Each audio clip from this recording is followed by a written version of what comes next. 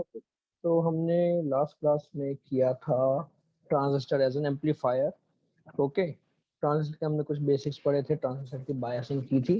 Right, biasing 3 type की थी। Okay, three types की बायसिंग थी, कॉमन एमिटर, कॉमन बेस और कॉमन कलेक्टर। और हमने पढ़ा था ट्रांजिस्टर एम्पलीफायर कॉमन एमिटर में। ठीक है, हमने कॉमन एमिटर वाला एम्पलीफायर पढ़ लिया, अब हम कॉमन बेस वाला एम्पलीफायर पढ़ेंगे। ठीक है, तो कॉमन बेस एम्पलीफायर में क्या होगा तुम्हारा, ट्रांजिस्टर एम्पलीफायर कॉमन बेस। ठीक है, तो सर्किट बनाते हैं सबसे पहले।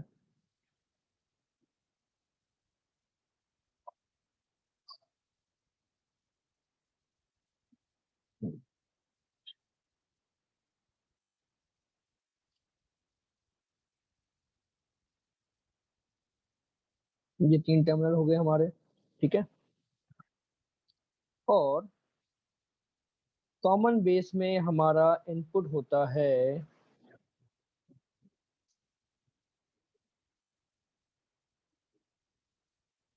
Emitter side. ठीक है, एमिटर साइड तुम्हारा इनपुट होगा और कलेक्टर साइड तुम्हारा आउटपुट होगा। ठीक है,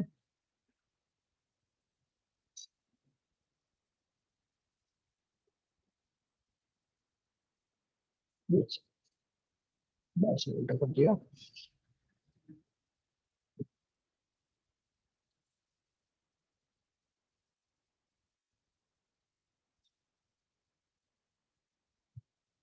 ठीक है, तो ये हो गया तुम्हारा कॉमन बेस एम्पलीफायर।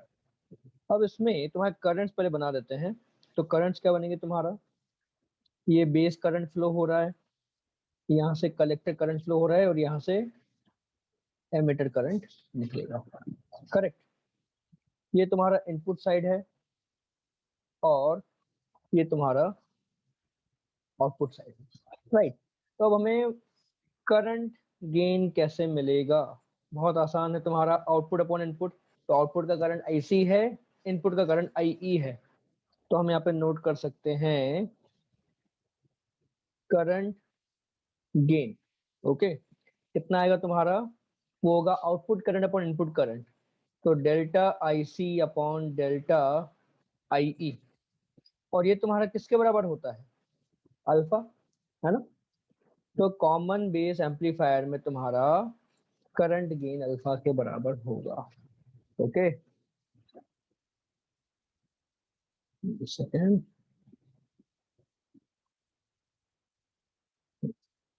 राइट, अभी हम बात करें अगर कि वोल्टेज गेन कैसे मिलेगा, तो उसके लिए हमें इनपुट आउटपुट में पहले वोल्टेज फ्लक्चुएशन इंट्रोड्यूस करना होगा। ओके, तो मैं यहाँ पर एक सपोज करो मैंने डाल दिया कि मेरा वोल्टेज इनपुट है। ठीक है, इनपुट वोल्टेज फ्लक्चुएशन में डाल दी कुछ संभव। राइट, तो और ये तुम्हारा RBE है और ये RBC है। ठीक है, बेस कलेक्टर रेजिस्टेंस और बेस एमिटर रेजिस्टेंस। ओके, तो तुम्हारा डेल्टा IE क्या होगा, ओके, VI अपॉन RBE होगा। ये ब्रांच में जो करंट चेंज होगा वो input voltage upon BE resistance होगा। करेक्ट, सिमिलरली तुम्हें डेल्टा IC कितना मिलेगा,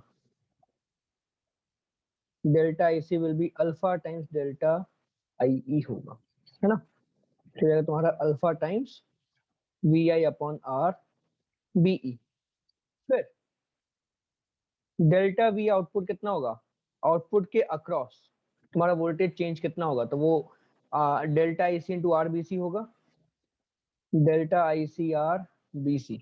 तो कितना है तुम्हारा, अल्फा VI/RBC अपॉन RBE, खत्म।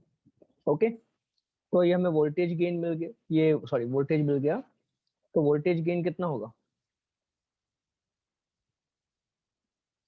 वो होगा तुम्हारा delta VO upon V I, तो होगा alpha R B C divided by R B. Simple सा इतना ही है ना।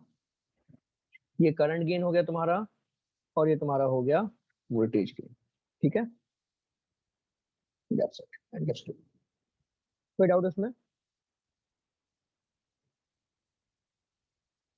ओके, नोट कर लो।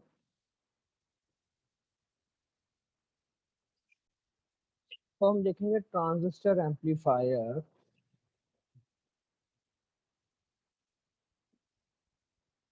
In common collector configuration. तो तुम्हारा ट्रांजिस्टर है, ठीक है, तो बड़ा हो गया। कॉमन कलेक्टर मतलब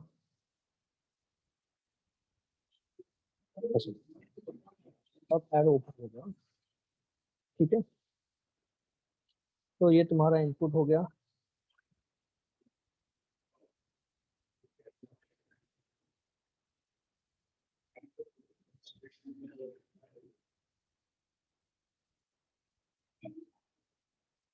ओके, और ये आउटपुट,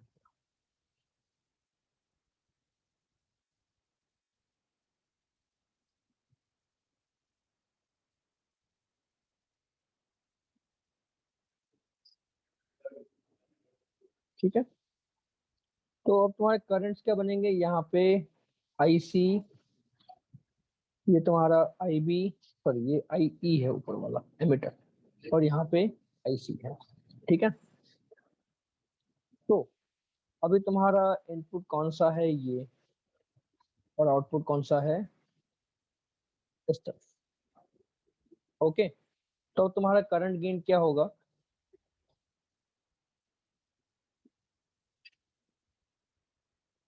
करंट गेन तुम्हारा हो जाएगा आउटपुट अपॉन इनपुट, तो वो हो जाएगा तुम्हारा आई ई अपॉन आई बी। तो आई ई अपॉन आई बी क्या होता है तुम्हारा? हम्म? तो इसको मैं लिख सकता हूँ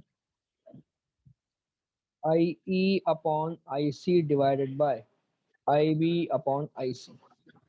तो आई अपॉन आई सी तुम्हारा 1/अल्फा हो जाएगा, और आई बी अपॉन आई सी तुम्हारा क्या हो जाएगा? 1/बीटा, तो हो जाएगा तुम्हारा beta by alpha. Clear? Okay, simple सा, नोट करो इसे, राइट। तो इसमें हम वोल्टेज गेन में नहीं जाएंगे, ओके। और मोस्टली तुम्हारा कॉमन कलेक्टर पे ज्यादा पूछा नहीं जाता है, या तो तुम्हारा कॉमन एमिटर पे पूछा जाता है क्वेश्चन, या तो फिर कॉमन बेस पे पूछा जाता है। पास के इयर्स के जो जो भी पेपर्स हैं, तो उसमें तुम देखोगे मोस्टली कॉमन बेस है, कॉमन एमिटर पे ही है। कॉमन कलेक्टर पे रेयरली, बहुत कम पूछेंगे, पूछेंगे तो करंट गेन पे मैक्सिमम होता है, ठीक है। तो तुम्हारा एम्पलीफायर कॉन्सेप्ट पूरा खत्म हो गया है, ठीक है। एम्पलीफायर इज, अभी, ठीक है, अभी ये क्वेश्चन करो। क्या बोला है? Power gain for common base amplifier is 400, ठीक है, end voltage gain is 420। Find the collector current when base current is 100 micro ampere. बताओ क्या आंसर आएगा इसका?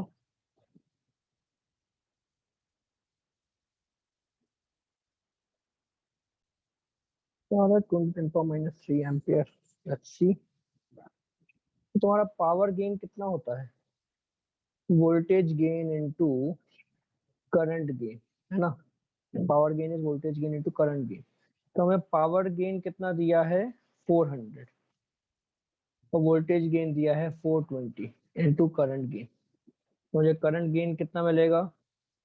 400/420, तो ये 40/42, तो 20/21 हो जाएगा, ठीक है। 20/21 इज करंट गेन। और तुम्हारा कॉमन बेस में करंट गेन होता है अल्फा के बराबर, okay, collector upon emitter, I C upon I E is equal to alpha equal to 20/21। और हमें बेस करंट दिया हुआ है 100, बेस करंट दिया हुआ है 100, और कलेक्टर करंट निकालना है, ओके। तो आई सी अपॉन आई ई क्या होगा तुम्हारा? I C plus I B equal to 20/21, ठीक है। तो this will be I C upon IC plus IB कितना दिया है 100, ठीक है, ये आ गया। तो उसको रीअरेंज करेंगे तो 20 IC plus 2000 equal to 21 IC।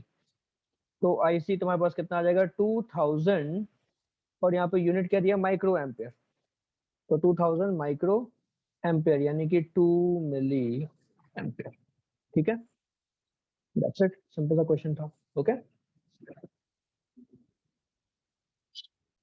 हाँ, अब ये क्वेश्चन बताओ, जैसे क्या दिया तुम्हें, in the circuit shown in figure base current is 10 micro ampere, ठीक है, बेस करंट 10 माइक्रो एम्पियर है और कलेक्टर करंट 5.2 मिली एम्पियर है। तो हमें VBE निकालना है, voltage across base emitter. Okay, VBE कितना होगा?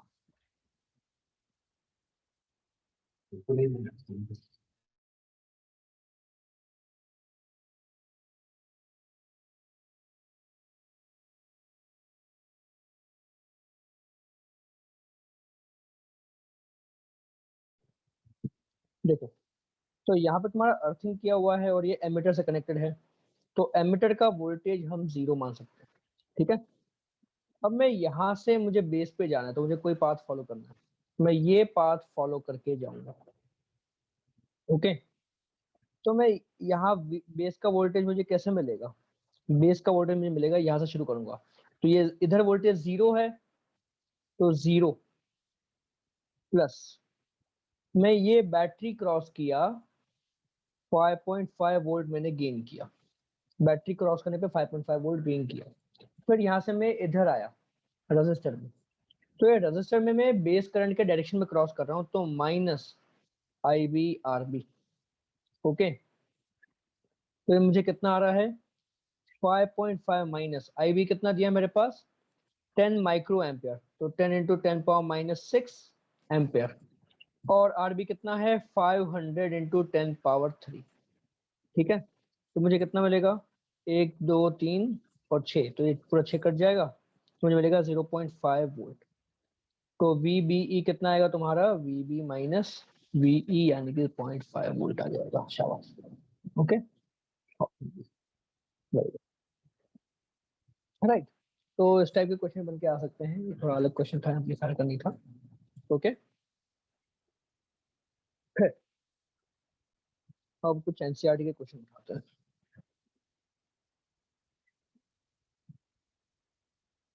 एनसीईआरटी के क्वेश्चन भी अच्छे हैं, काफी ट्रांजिस्टर के।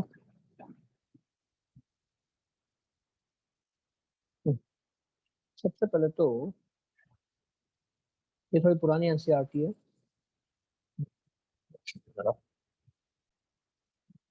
हाँ तो क्या होता है, थोड़ी पुरानी एनसीईआरटी है, तो उसमें कुछ क्वेश्चन एक्स्ट्रा है जो नई वाली में नहीं मिलता है। ओके, तो क्वेश्चन नंबर 14.1 और 14.3 हमें करना है, हाँ इनफेक्ट चार तीनों करना है। पहले 14.1 बताओ, उसका आंसर क्या आएगा?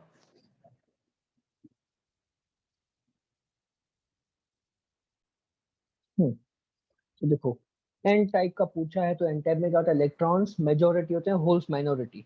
तो या तो ए करेक्ट है या तो सी करेक्ट है।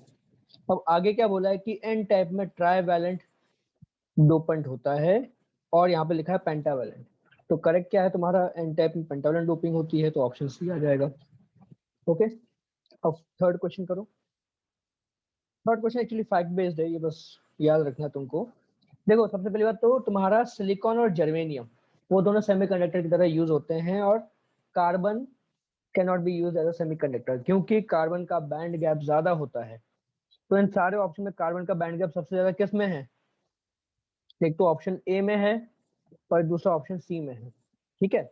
और फिर हमें बस पता करना है कि सिलिकॉन और जर्मेनियम में ज्यादा बैंड गैप किसका है। तो तुम फैक्ट एक याद रखो, कि तुम्हारा सीईटी में ऐसा क्वेश्चन आ सकता है, ओके, कि सिलिकॉन का बैंड गैप जर्मेनियम से ज्यादा होता है। Alright, this is important. फिर फोर्थ क्वेश्चन बताओ।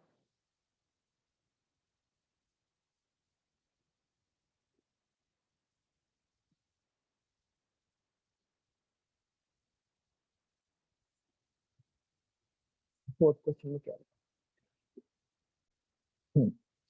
तो इसका ऑप्शन क्या आएगा, सी करेक्ट है ना। डिफ्यूजन क्या होता है, diffusion happens because of concentration difference, तो पी रीजन में होल्स का कॉन्सेंट्रेशन ज्यादा है, डिफ्यूजन। ठीक है, और क्वेश्चन उठाते हैं। अब ये क्वेश्चन करो, क्वेश्चन नंबर 6 बताओ पहले।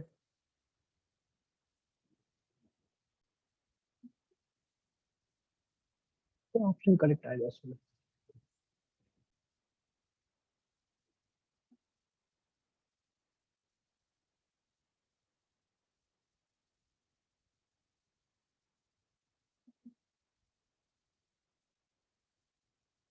बी। बी सही है, तुम्हारा बेस मस्ट बी थिन और लाइटली डोप्ड, लेकिन ये मल्टीपल करेक्ट था। तो और कौन सा ऑप्शन करेक्ट आना चाहिए बताओ। सी भी करेक्ट है, वेरी गुड, शाबाश। ठीक है, बी और सी दोनों करेक्ट आएंगे इसमें। एमिटर जंक्शन को फॉरवर्ड और कलेक्टर जंक्शन को रिवर्स में रखते हैं, राइट। अभी क्वेश्चन नंबर 7 बताओ।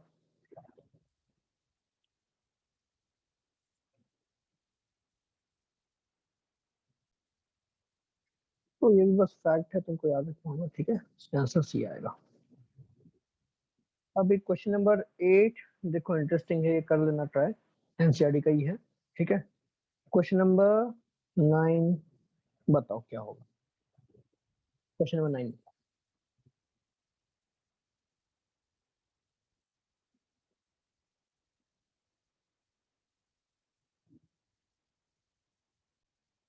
इसमें मैं बस शब्द बनाता हूँ, तब तक सोचो क्या आंसर आएगा। कॉमन एमिटर बोला है कंसिडरेशन, ठीक है।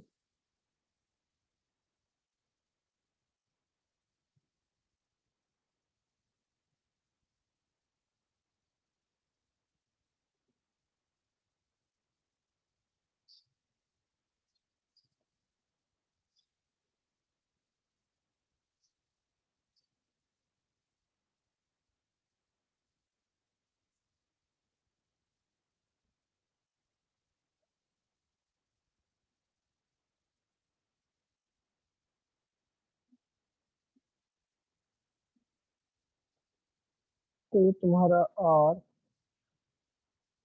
सी ई है, ये आर बी ई है, बेस एमिटर, ठीक है। अब क्या बोला है, वोल्टेज अक्रॉस कलेक्टर रेजिस्टेंस, ये कलेक्टर रेजिस्टेंस है, ठीक है। 2 किलो ओम इज 2 वोल्ट, तो इसकी वैल्यू 2 किलो ओम्स है, और इसके अक्रॉस जो वोल्टेज है दैट इज 2 वोल्ट, ठीक है। ये तुम्हारा आई कलेक्टर, आई बेस, और ये आई एमिटर, राइट। अब करंट एम्पलीफिकेशन तुम्हारा 100 है, input signal voltage and base current निकालना है। बेस रेजिस्टेंस की वैल्यू भी दी हुई है 1 किलो ओम्स। 10 क्या है, 10 क्या है तुम्हारा इनपुट वोल्टेज।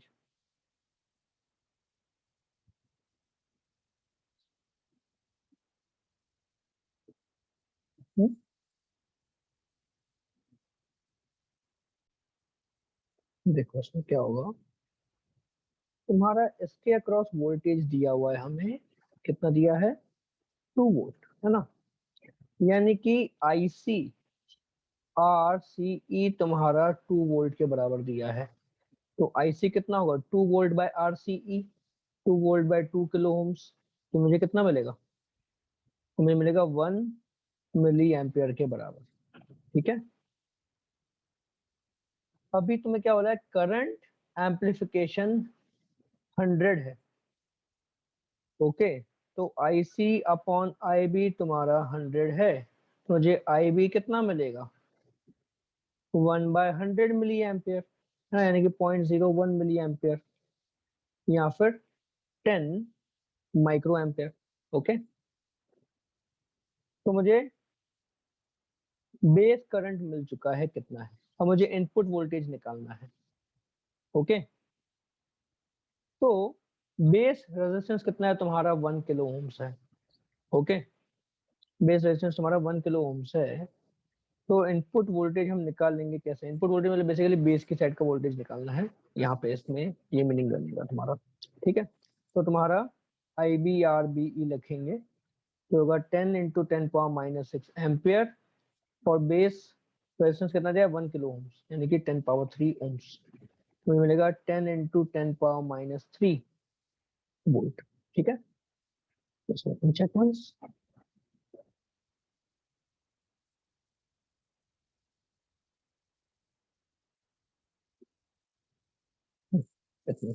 ठीक है, ये सॉल्व करता हूँ।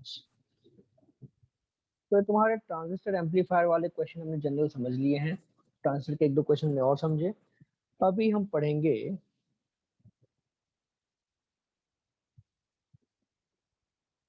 ट्रांजिस्टर एज अ,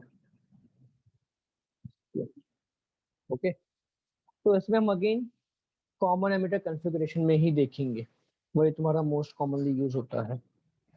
ओके,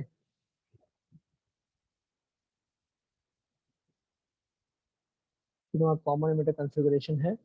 ओके, सिंपल सा सर्किट बनाते हैं।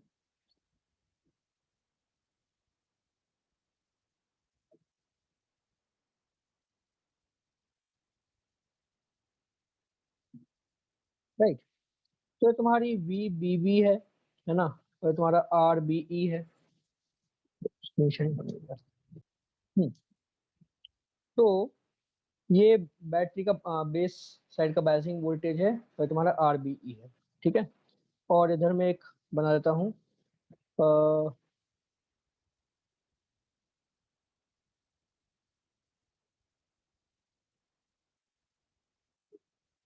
अभी ये जो बैटरी है, फिलहाल हम इसी को मतलब इनपुट वोल्टेज बोल सकते हैं। ओके, तो हमें फिलहाल इसी को इनपुट वोल्टेज बोल रहे हैं। ऑलराइट, क्यों कर रहे हैं ऐसा समझोगे धीरे धीरे क्या यूज हो रहा है इसका। ठीक है, ये तुम्हारा V,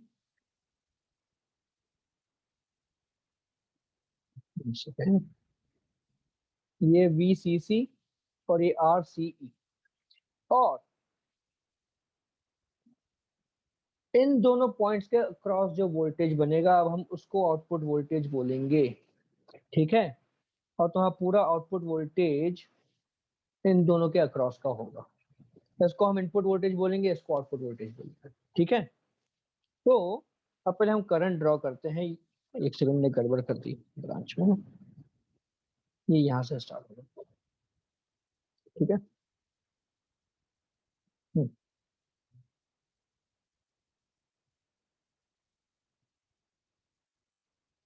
राइट, तो इसके अक्रॉस पूरा तुम्हारा voltage will be output voltage.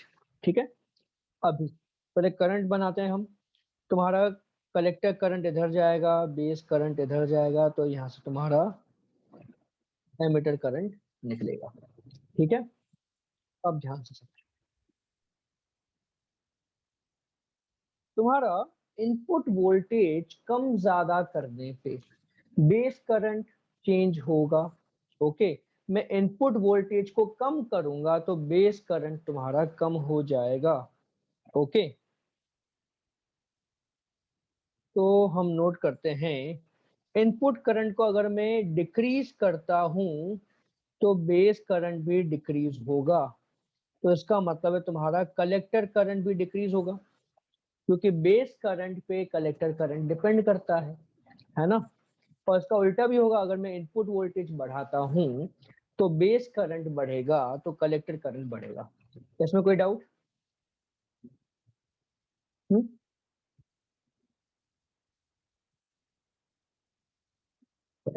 ध्यान से समझो इस चीज को। अब आउटपुट वोल्टेज समझो तुम्हारा क्या होगा। तो आउटपुट वोल्टेज तुम्हारा क्या होगा, VCC माइनस ICRCE होगा।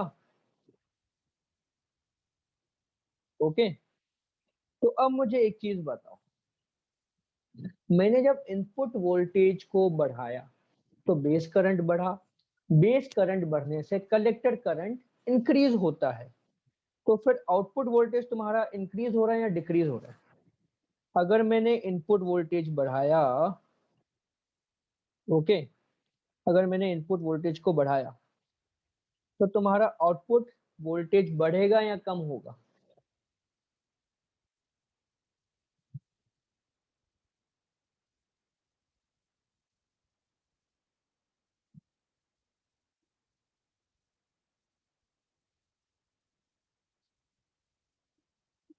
इनपुट वोल्टेज बढ़ाने पे बेस करंट बढ़ेगा, बेस करंट बढ़ने पे कलेक्टर करंट बढ़ेगा।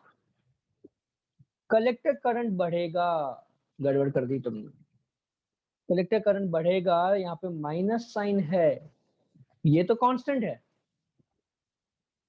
तो ये टर्म तुम्हारी इंक्रीज हो रही है, यानी कि इसमें से मैं अब बड़ा नंबर सब्ट्रैक्ट करूंगा तो तुम्हारा आउटपुट वोल्टेज डिक्रीज होगा। आया समझ में? कोई डाउट इसमें? ओके, दोबारा समझो। इनपुट वोल्टेज बढ़ाएंगे यानी कि वीबी भी बढ़ाएंगे, तो बेस करंट बढ़ेगा, बेस करंट बढ़ने पे कलेक्टर करंट बढ़ेगा। ओके, अब कलेक्टर करंट बढ़ा तो क्या हुआ, तुम्हारा आउटपुट वोल्टेज का ये फॉर्मूला बन रहा है ना? तो ये टर्म इंक्रीज हो रही है जिसके आगे माइनस साइन है, तो तुम्हारा आउटपुट वोल्टेज मस्ट डिक्रीज। ठीक है, तो उसका एक ग्राफ बनाते हैं, बहुत इंपॉर्टेंट ग्राफ है ये, ग्राफ तुमको याद रखना है। ठीक है, यहाँ पे मैं आउटपुट वोल्टेज का ग्राफ, और यहाँ पे इनपुट वोल्टेज है, इधर इनपुट है इधर आउटपुट है। ठीक है, अब ध्यान से समझो। तो जो ग्राफ बनता है तुम्हारा, ये ग्राफ बनता है ऐसा कुछ।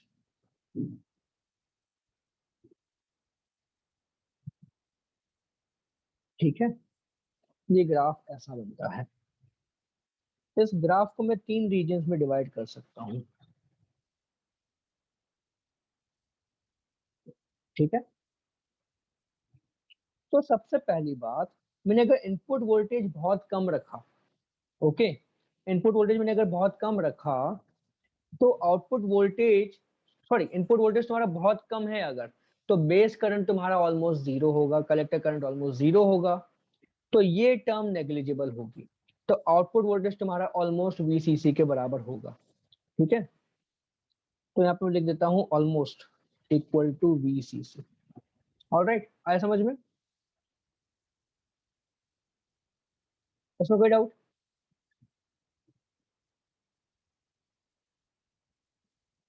ठीक है, फिर दूसरा तुम्हारा क्या आता है कि तुमने आउटपुट, इनपुट करंट को बहुत ज्यादा बढ़ा दिया, सॉरी, इनपुट वोल्टेज तुमने बहुत ज्यादा बड़ा कर दिया, तो आईसी तुम्हारा इतना ज्यादा हो जाएगा कि आउटपुट वोल्टेज तुम्हारा जीरो हो जाएगा, और एक बार वो जीरो हुआ या क्लोज टू जीरो हुआ, फिर वो ऑलमोस्ट जीरो कंटिन्यूसली रहता है। ओके, तो यहाँ पे ये दो इंपॉर्टेंट रीजन हैं जो तुम्हारा स्विच डिफाइन करते हैं। ओके, तो इसको हम क्या बोलते हैं, मैं नोट कर लेता हूँ यहाँ पे। ये रीजन को बोला जाता है तुम्हारा कट ऑफ रीजन। ओके, ये रीजन को बोला जाता है एक्टिव रीजन। ओके, और ये रीजन को तुम्हारा बोला जाता है सैचुरेशन। ठीक है, इंपॉर्टेंट चीज है, ध्यान से समझो।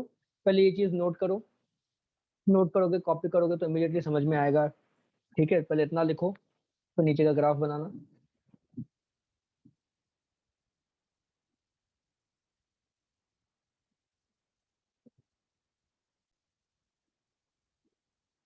अब ये ग्राफ बनाओ, ये 3 रीजन फिर अच्छे से समझेंगे हम, क्या मीनिंग है इनका।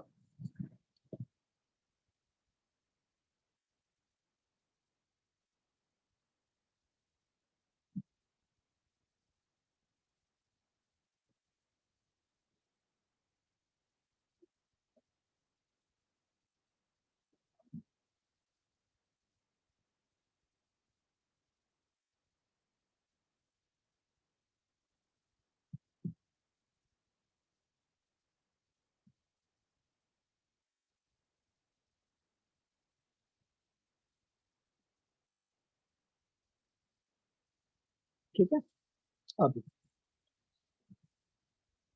ध्यान से समझो। और जो कट ऑफ रीजन है उसमें हमने इनपुट वोल्टेज को बहुत कम कर दिया था, है ना? अब एक चीज समझो, फिलहाल सिर्फ ये इनपुट सर्किट को देखो। मैंने क्या बोला था कि तुम्हारा इनपुट सर्किट यानी कि जो बेस एमिटर जंक्शन है उसको हमें फॉरवर्ड बायस करना होता है। तो तुम्हारा ये बैटरी बहुत ज्यादा मतलब बहुत ही कम वोल्टेज की है, इसमें वोल्टेज बहुत कम है, तो तुम्हारे यहाँ पे बायसिंग प्रॉपर हो ही नहीं पाएगा। You are not able to bias the transistor properly. ठीक है, तो कट ऑफ रीजन में तुम्हारा वही होता है, ट्रांजिस्टर को हम बेसिकली बोल सकते हैं इज नॉट बायस्ड। ओके, ठीक है। तो तुम्हारा करंट फ्लो हो ही नहीं रहे हैं, करंट फ्लो आई बेस और कलेक्टर दोनों करंट फ्लो नहीं हो रहे हैं। Okay, no current flow. Okay, current flow नहीं हो रहा मतलब क्या हुआ,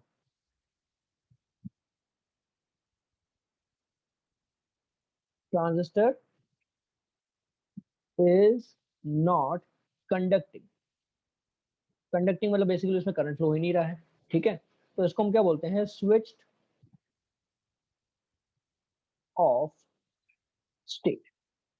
तो कट ऑफ रीजन में तुम्हारा ट्रांजिस्टर को हम बोलेंगे स्विच्ड ऑफ है। ओके, ये पोजीशन तुम्हारी क्या हो गई, स्विच ऑफ वाली पोजीशन हो गई। ठीक है, तो इस केस में तुम्हारा क्या होगा, कलेक्टर और एमिटर के बीच का जो वोल्टेज होगा, आउटपुट वोल्टेज, वो अप्रोक्सीमेटली BCC के बराबर होगा। ठीक है, तो थोड़ी देर के लिए वो ऑलमोस्ट कांस्टेंट रहता है। आया समझ में? तो कट ऑफ रीजन की प्रॉपर्टीज नोट कर लो।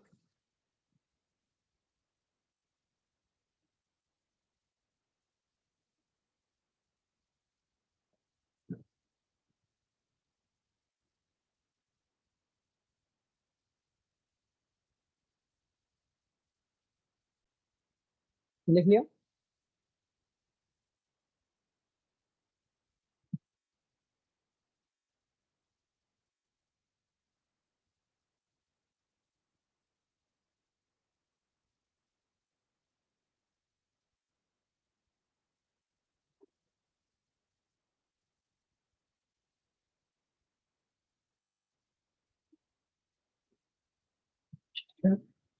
अभी हम आते हैं सैचुरेशन पे। सैचुरेशन में क्या होता है, तो सैचुरेशन का अलग अलग सैचुरेशन में क्या होगा तुम्हारा, हमने इनपुट वोल्टेज को बहुत ज्यादा बढ़ा दिया। ओके, इनपुट वोल्टेज को हमने बहुत ज्यादा बढ़ा दिया है, तो जिस वजह से आउटपुट वोल्टेज तुम्हारा नेग्लिजिबल हो जाएगा, क्योंकि हमने आईसी को बहुत ज्यादा बढ़ा दिया, तो आउटपुट वोल्टेज तुम्हारा ऑलमोस्ट जीरो हो जाता है। ठीक है, तो सैचुरेशन तुम्हारा हाई इनपुट वोल्टेज है ना, हाई इनपुट वोल्टेज है। दूसरी बात तुम्हारा क्या हो रहा है, V I C is also high, I C is high. ठीक है, तो V आउटपुट तुम्हारा क्या होगा, VCC माइनस ICRCE, और V आउटपुट तुम्हारा ऑलमोस्ट जीरो हो जाएगा। ठीक है, V आउटपुट जीरो का मीनिंग क्या है, VCE equal to V output equal to zero है, मतलब collector and emitter are short circuited, उनके बीच का पोटेंशियल डिफरेंस जीरो हो गया, तो काइंड ऑफ वो क्या हो गए, शॉर्ट सर्किट हो गए। ठीक है, ये हम बोल सकते हैं। आया समझ में? कलेक्टर और एमिटर के बीच का पोटेंशियल डिफरेंस जीरो हो गया, तो हम बोल सकते हैं कि वो क्या हो गया, तुम्हारा शॉर्ट सर्किट हो गया। ओके, और क्योंकि तुम्हारा करंट फ्लो हाई है, ओके, तो इसको हम बोलेंगे switched on state. Current flow नहीं हो रहा तो उसको हम स्विच ऑफ स्टेट बोलेंगे, करंट फ्लो हो रहा है तो उसको हम स्विच ऑन स्टेट बोलेंगे। ठीक है, लेकिन करंट फ्लो भी हमने कहाँ पे पहुंचा दिया, सैचुरेशन में पहुंचा दिया है। आया समझ में? तो no current flow is switched off, current flow, high current flow will be switched on. तो हमने क्या पढ़ा था यहाँ पे, transistor as a switch. Okay, तो स्विच मतलब क्या हुआ कि तुम्हारा इलेक्ट्रॉनिक सर्किट्स में ट्रांजिस्टर को हम यूज करते हैं लाइक अ स्विच।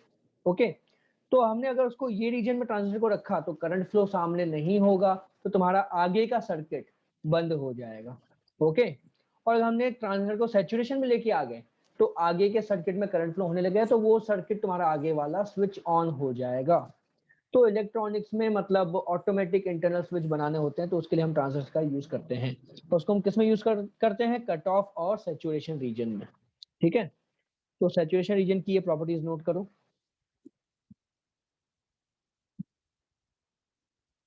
वो ग्राफ तुमने समझ लिया अच्छे से, ग्राफ से तुम्हारी सारी प्रॉपर्टीज ऑटोमेटिकली निकल के बन जाएंगी। ठीक है,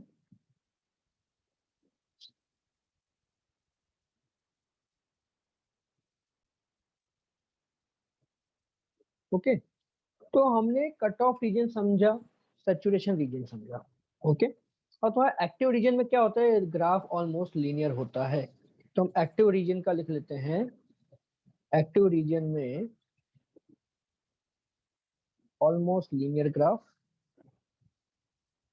ठीक है, और ग्राफ क्योंकि तुम्हारा ये लीनियर है, लीनियर ग्राफ है, तो तुम्हारा ये अल्फा बीटा के जो कांस्टेंट है वो फॉलो होते हैं। Okay, alpha and beta are constants. ठीक है, ऑलमोस्ट कांस्टेंट रहेंगे।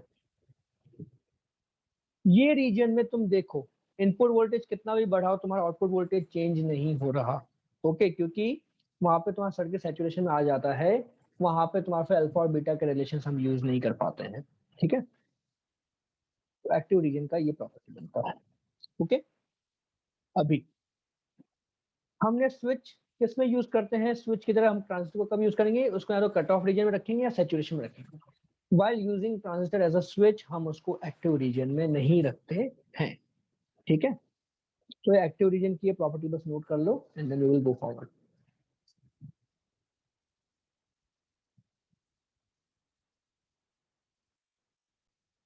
ओके, चलो अब ये क्वेश्चन बताओ।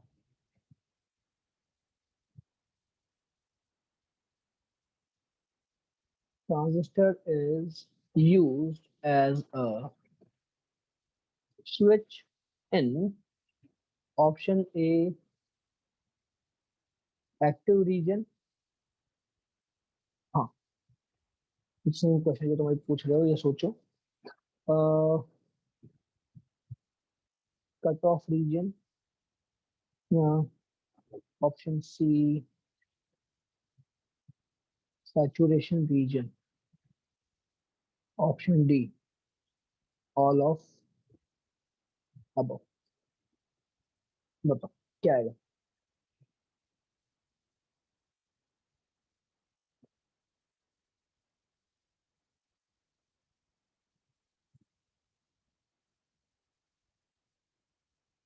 Important question.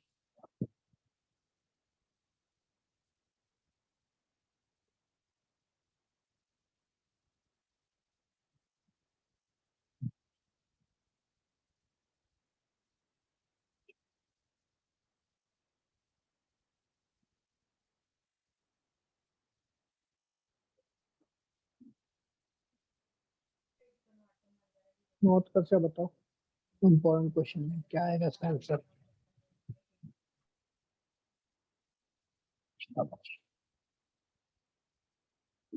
सैचुरेशन रीजन में और कट ऑफ रीजन में हम इसको यूज करते हैं। ट्रांजिस्टर को या तो हम कट ऑफ रीजन में रखेंगे या तो सैचुरेशन में रखेंगे। हमें हमारा सर्किट चालू करना है तो हम ये रीजन में लेके आएंगे, और हमें हमारा सर्किट को बंद करना है तो हम उसको ये रीजन में लेके जाएंगे। Okay, that's it. ठीक है, तो कैसे तुमको डाउट इसमें? स्विच के टाइम जब हम यूज करते हैं, हम एक्टिव रीजन को यूज नहीं करते हैं। ओके, अभी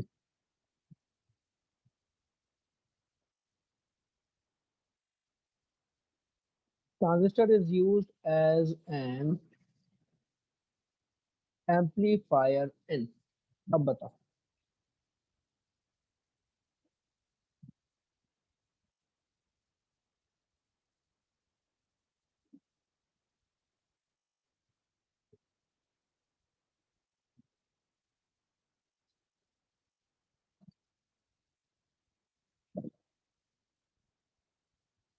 एक्टिव रीजन, ठीक है। एक्टिव रीजन में क्यों यूज करते हैं? क्योंकि तुम्हारा कट ऑफ और सैचुरेशन रीजन में करंट चेंज हो ही नहीं रहा। एक बार तुम सैचुरेशन पहुंच गए तो वहां पे तुम्हारा करंट चेंज नहीं होगा, तुम इनपुट वोल्टेज कितना भी बढ़ा दो। ओके, सिर्फ एक्टिव रीजन में ग्राफ तुम्हारा लीनियरली वैरी करता है और हम उस लीनियर वेरिएशन का यूज कर पाते हैं एम्पलीफिकेशन के लिए। ठीक है, राइट। तो यहाँ पे नोट कर सकते हैं कि linear relation between V I and V O in active region is used for amplification। ठीक है, सैचुरेशन और कट ऑफ में वेरिएशन नहीं आता है, आउटपुट वोल्टेज कांस्टेंट हो जाता है ऑलमोस्ट, तो इसलिए हम उसको यूज नहीं कर सकते। ठीक है, अभी एक क्वेश्चन करो। और अच्छा क्वेश्चन है ये, तो तुम्हारा 2019 का है जी का, इसके आंसर के में मत जाओ, नॉट श्योर करेक्ट है कि नहीं है, हो भी सकती नहीं भी हो सकती है, यू हैव टू वेरीफाई। चलो कैलकुलेट। यहाँ पे इंपॉर्टेंट पॉइंट है, ट्रांजिस्टर गोज इनटू सैचुरेशन। तो सैचुरेशन जब जाता है ट्रांजिस्टर, मैंने क्या बताया था, कलेक्टर और एमिटर के अक्रॉस वोल्टेज डिफरेंस जीरो हो जाएगा। ठीक है, अब सोचो, देखो क्वेश्चन में समझो क्या बोल रहे हैं। सबसे पहले हम वो ग्राफ बनाते हैं। ठीक है, आउटपुट सॉरी इनपुट और आउटपुट का। तो ग्राफ तुम्हारा कैसा बना था, ऐसा कुछ बना था।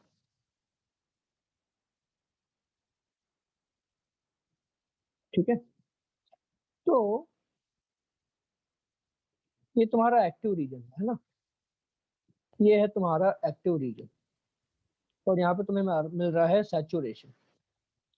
उन्होंने यहाँ पे क्वेश्चन में क्या पूछा है, minimum base current and input voltage for saturation.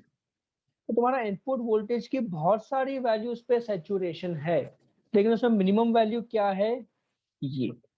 Okay, तो at minimum V I for saturation, यहाँ पे तुम मतलब ये पॉइंट देखो, तो ये पॉइंट तुम्हारा सैचुरेशन में भी जा रहा है और ये पॉइंट तुम्हारा एक्टिव रीजन का भी पार्ट बन रहा है। तो इसलिए इन्होंने मिनिमम पूछा है कि हम एक्टिव रीजन की प्रॉपर्टीज यहाँ पे यूज कर पाएंगे। मिनिमम वोल्टेज क्यों पूछा है, क्योंकि यहाँ पे हम एक्टिव रीजन की प्रॉपर्टीज यूज कर पाएंगे, है ना। We can use properties of active region. समझ में आया। वो अगर पूछना तो वो पूछ सकते हैं भाई सैचुरेशन वोल्टेज कितना होगा, तो सैचुरेशन वोल्टेज के मल्टीपल वैल्यूज पॉसिबल हैं, इसलिए उन्होंने मिनिमम पूछा है। ओके, तो मिनिमम में फिर हम सर्किट के साथ एक्टिव रीजन की प्रॉपर्टीज यूज कर पाएंगे। यानी कि तुम्हारा जो कॉमन एमिटर कॉन्फ़िगरेशन में हमने जो एम्पलीफायर पढ़ा था, अल्फा बीटा वगैरह, वो सारा लगा के इसको सॉल्व करो।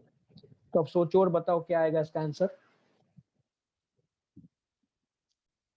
और सैचुरेशन में तुम्हारा कलेक्टर और एमिटर के बीच का वोल्टेज हमें जीरो कर देना है। ठीक है, देखो तुम्हारा इन दोनों के बीच का ये बोल रहे हैं पूरा आउटपुट वोल्टेज, करेक्ट। यानी कलेक्टर एमिटर के बीच का वोल्टेज जीरो करना है, और तुम्हारा ये है इनपुट वोल्टेज। तो थोड़ा कंफ्यूजन हटाने के लिए सर्किट में से इतना पार्ट को इग्नोर कर दो।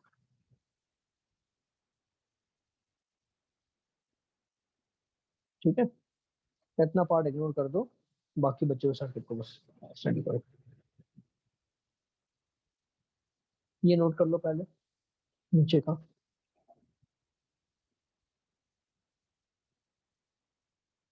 ये तो काम करो, स्पेस छोड़ देना, एक क्वेश्चन अपने नोट्स में अलग से लिख लेना, काम आएगा बाद में। फिलहाल बस उसको सॉल्व करके बताओ वैल्यू क्या है।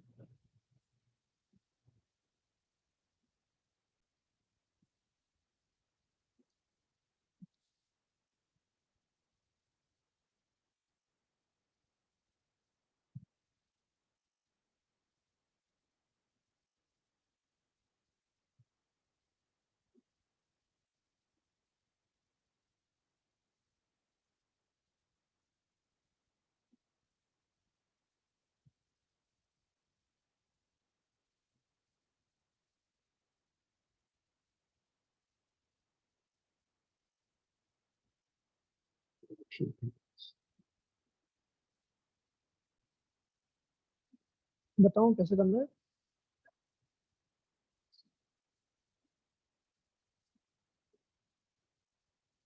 देखो सर्किट में हम देखते हैं, यहाँ पे तुम्हारा पोटेंशियल जीरो है। सैचुरेशन में कलेक्टर और एमिटर के बीच का पोटेंशियल जीरो होता है, तो इधर पोटेंशियल जीरो है, इधर भी पोटेंशियल जीरो। ओके, अब हमें क्या दिया है, VCC की वैल्यू दी है 5 वोल्ट और RC दिया हुआ है 1 किलो ओम। तो हम IC निकाल सकते हैं, 0 + VCC - ICRC equal to 0। 0 + VCC - ICRCE equal to 0। तो VCC तुम्हारा ICRC हो जाएगा। VCC कितना दिया है तुम्हें, 5 वोल्ट। IC इंटू RC कितना दिया है, 1 किलो ओम्स, यानी कि 1000 ओम्स दिया है। ठीक है, मुझे IC कितना मिलेगा, 5 मिली एम्पियर के बराबर। IC मिल चुका है मुझे। अब IC पता है हमें, बीटा दिया हुआ है 200। ठीक है, तो मैं बेस करंट निकाल सकता हूँ। तो बेस करंट तुम्हारा कितना होगा, IC बाय बीटा, यानी कि 5 मिली एम्पियर बाय 200। तो कितना आता है तुम्हारा, 25/1000, तो 25 माइक्रो एम्पियर हो जाएगा। ठीक है, इसमें कोई डाउट।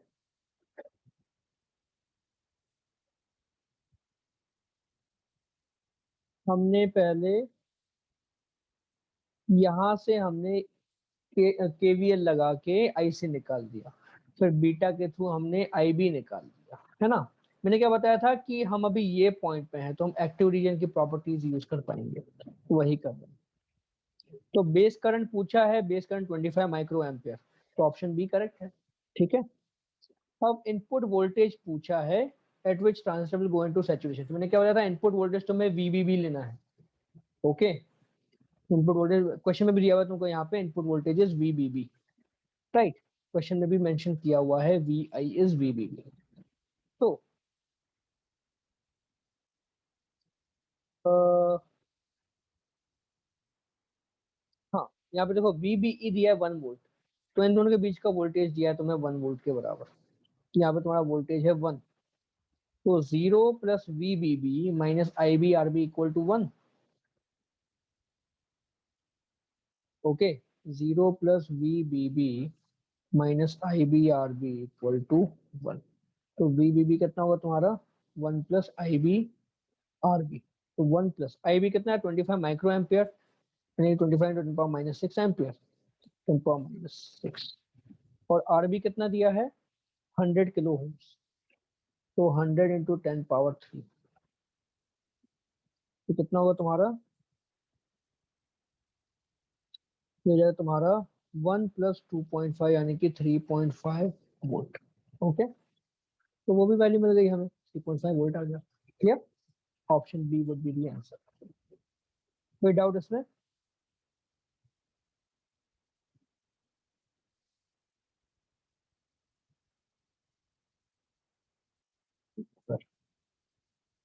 तो ब्रेक लेते हैं छोटा सा। ओके, 53 हुआ है, 1 बजे मिलते हैं, राइट। अभी हम समझेंगे ट्रांजिस्टर एज फीडबैक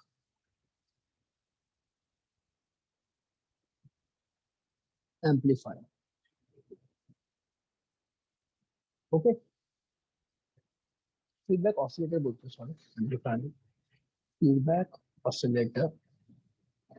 तो देखो, तुम लोगों ने पढ़ा था रेक्टिफायर क्या करता है, rectifier converts AC into DC। लेकिन अगर तुम्हें DC को AC में कन्वर्ट करना है तो कैसे करोगे, वो बिग क्वेश्चन है ना। तो वहां पे आता है ये सर्किट का यूज। ओके, तो कन्वर्ट्स हम लिख सकते हैं DC इनटू AC।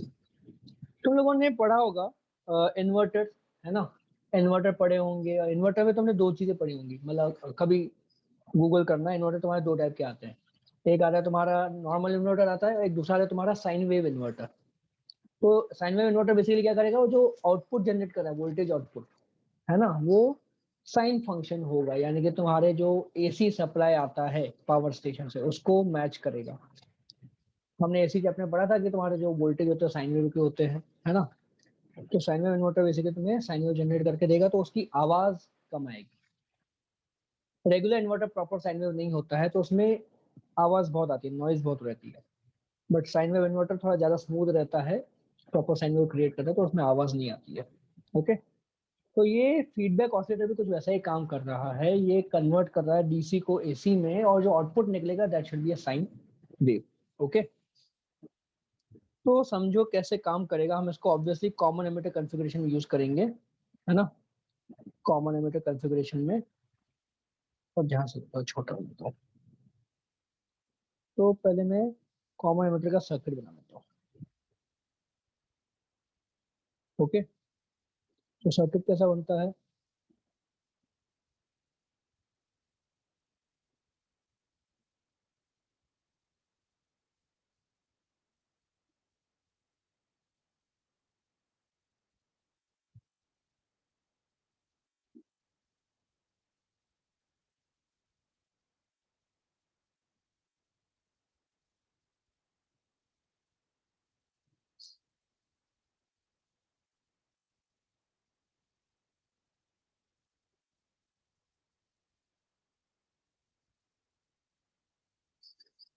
ठीक है, ये तुम्हारा सर्किट है कॉमन एमिटर का, है ना।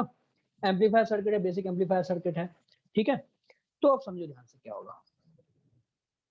यहाँ पे तुम एक इनपुट वोल्टेज डालते हो, याद होगा, है ना, जो तुम्हारा फ्लक्चुएशन करता है इनपुट वोल्टेज। तो इनपुट वोल्टेज की फ्लक्चुएशन की वजह से यहाँ पे करंट फ्लक्चुएशन होता है, जिसकी वजह से आउटपुट करंट फ्लक्चुएट करेगा, जिसकी वजह से हमें यहाँ पे वोल्टेज फ्लक्चुएशन मिलता है एम्पलीफाइड फॉर्म में। इनपुट वोल्टेज से हमें आउटपुट वोल्टेज एम्पलीफाइड फॉर्म में मिलता है ना। तो यहाँ पे हम क्या करेंगे, समझो ध्यान से।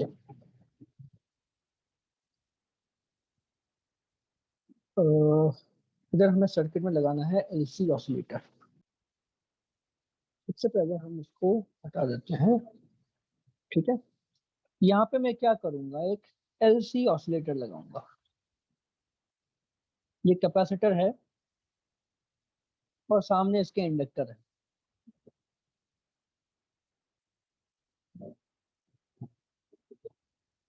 ओके, अब एलसी सर्किट क्या करता है, अगर तुमने कैपेसिटर को इनिशियली चार्ज कर दिया, तो ऑटोमेटिकली तुम्हारा सर्किट जो है वो उसमें एलसी सर्किट में ऑसिलेशन शुरू हो जाते हैं, चार्ज और करंट दोनों के। ठीक है, और हम एक स्विच भी रख देते हैं यहाँ पे।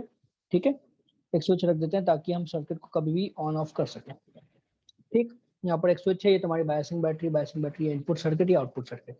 तुमने आउटपुट सर्किट में हमने एक एलसी ऑसिलेटर लगा दिया है। ठीक है, अब यहाँ पे तुम्हारा सर्किट में करंट फ्लक्चुएशन होगा because of this LC oscillator. Okay, ये आउटपुट सर्किट में तुम्हारा करंट फ्लक्चुएशन होगा एलसी ऑसिलेटर की वजह से। तो अब हम इस फ्लक्चुएशन को यूज करने वाले हैं। कैसे यूज करेंगे समझो। यहाँ पे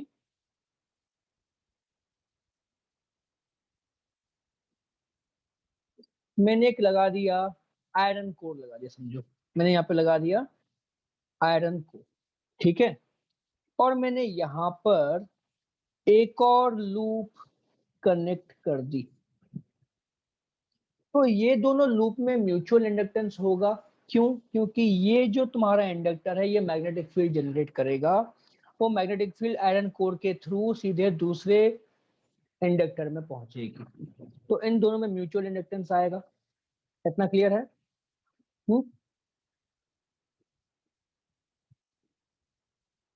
म्यूचुअल इंडक्टेंस मतलब क्या, अगर इसमें फ्लक्चुएशन आता है तो यहाँ पे भी फ्लक्चुएशन आएगा। इतना क्लियर है, राइट। ओके, तो ये तुम्हारा एलसी ऑसिलेटर, इसमें AC current AC voltage develop होगा, अल्टरनेटिंग करंट अल्टरनेटिंग वोल्टेज, और उस अल्टरनेटिंग वोल्टेज को मैंने इसके थ्रू यहाँ पे भी पहुंचा दिया, तो यहाँ पे अल्टरनेटिंग वोल्टेज आया। अब मैं बस क्या करना है, इसको ले जाना है, ठीक है, और यहाँ पे इनपुट में इनको कनेक्ट करना है, दैट्स इट,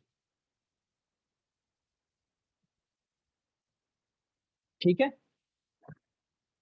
तो आउटपुट में जो वोल्टेज फ्लक्चुएशन है उसको मैंने इनपुट में डाल दिया, तो तुम्हारा input voltage is depending on output voltage. तो इसी को हम क्या बोलते हैं, इसी को हम बोलते हैं फीडबैक, इसी को हम बोलते हैं क्या, फीडबैक। आउटपुट में जो वोल्टेज फ्लक्चुएशन आ रहा है उसको हमने इनपुट में वापस ट्रांसफर करवाया। अब तुम्हारा इनपुट क्या करेगा, एम्पलीफायर का तुमको फंक्शन पता है, अगर तुम्हारा इनपुट वोल्टेज में फ्लक्चुएशन आया तो वही फ्लक्चुएशन तुम्हारे आउटपुट सर्किट में भी आता है, ओके। तो इनपुट वोल्टेज में फ्लक्चुएशन तुम्हारा हुआ, वहां से तुम्हारा आउटपुट करंट वेरी करना शुरू करेगा एम्पलीफाइड फॉर्म में, ओके। तो यहां से फिर तुम्हारा क्या हो रहा है, एम्पलीफिकेशन हो रहा है। तो यहाँ पे तुम्हारी दो चीजें हो रही हैं, आउटपुट से इनपुट में फीडबैक जा रहा है वोल्टेज फ्लक्चुएशन का, और उस वोल्टेज फ्लक्चुएशन को ट्रांजिस्टर फिर से एम्पलीफाई करके आउटपुट में भेज रहा है, समझे। तो ये डबल साइकिल के थ्रू यहाँ पे तुम्हें हाई अल्टरनेटिंग वोल्टेज आउटपुट मिल जाएगा, ठीक है। और फिर हम बस क्या करेंगे, ये तुम्हारे आयरन कोर को मैंने सपोज करो एक्सटेंड कर दिया थोड़ा और नीचे, ओके, और मैंने यहाँ पर एक और आउटपुट वायर लगा दी, क्योंकि ये मेरा आउटपुट चला गया। तो मुझे यहाँ पे जो आउटपुट मिलेगा बाहर वो एसी आउटपुट मिलेगा। ऑल्दो मेरे अगर तुम सर्किट में देखो तो मेरे पास सिर्फ डीसी बैटरीज है ना, मेरे पास सर्किट में सिर्फ डीसी बैटरीज है जो कि पावर सप्लाई करेंगी है, सिस्टम को एनर्जी कहाँ से आ रही है, ये दोनों बैटरी से आ रही है, ठीक है। यहाँ पे मैंने एलसी ऑसिलेटर लगा दिया सर्किट में, तो इसमें ऑसिलेशन शुरू हो जाएंगे। अब वो ऑसिलेशन छोटे से हैं, मुझे उनको एम्पलीफाई करना है, इसमें जो ऑसिलेशन वो बहुत छोटे से हैं, सफिशिएंट नहीं है, तो मुझे पहले उनको एम्पलीफाई करना है। तो मैं कैसे करूंगा, इसी का फीडबैक में इनपुट में भेजूंगा, और तुम्हारा ट्रांजिस्टर एम्पलीफायर सर्किट उसको एम्पलीफाई करके फिर से आउटपुट में भेजेगा, आउटपुट से फिर से फीडबैक अंदर गया, फीडबैक ने फिर उसको एम्पलीफाई कर दिया, आउटपुट से फिर फीडबैक अंदर गया, ट्रांजिस्टर ने उसको एम्पलीफाई कर दिया, तो ये साइकिल बनती है, ठीक है। तो इससे तुमको क्या मिलेगा, फाइनली आउटपुट में तुमको हाई अल्टरनेटिंग वोल्टेज मिलेगा, जिसको फिर हम वापस यहाँ से निकाल के ले जाएंगे और जहाँ पे हम चाहे यूज कर सकते हैं। तो एक काइंड ऑफ तुम्हारा एक बन गया इन्वर्टर, आया समझ में। तो इसमें इतना सही है। इसमें क्वेश्चन बेसिकली एट मैक्स क्या पूछ सकते हैं कि तुम्हारा पूछेंगे कि फीडबैक किसके बीच में हो रहा है ना। तो क्वेश्चन ऐसा पूछें कि feedback is going from dash dash dash to dash dash dash, fill in the blanks. क्या लिखोगे, feedback is going from output to input, okay. और इसी को मैं लिखूं कि एम्पलीफिकेशन तुम्हारा किस में हो रहा है, amplification is going from dash dash dash to dash dash dash. तो क्या लिखोगे, from input to output, okay. तो फीडबैक तुम्हारा कैसे जा रहा है, थ्रू म्यूचुअल इंडक्टेंस, आउटपुट से इनपुट में फीडबैक जा रहा है म्यूचुअल इंडक्टेंस के थ्रू, और इनपुट से आउटपुट में एम्पलीफिकेशन हो रहा है तुम्हारा कैसे, थ्रू द ट्रांजिस्टर, ओके। इतना सही है ना।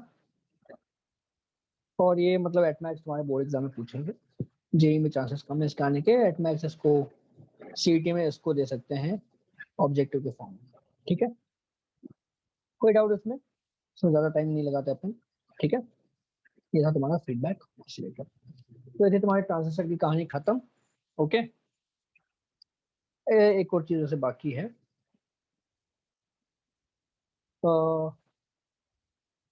Phase change in transistor.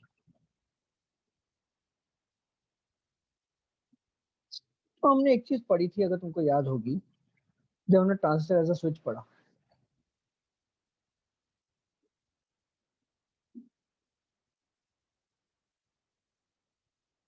तो ये वी आउटपुट, सॉरी उल्टा लिख दिया, इधर वी इनपुट है इधर वी आउटपुट है, ओके।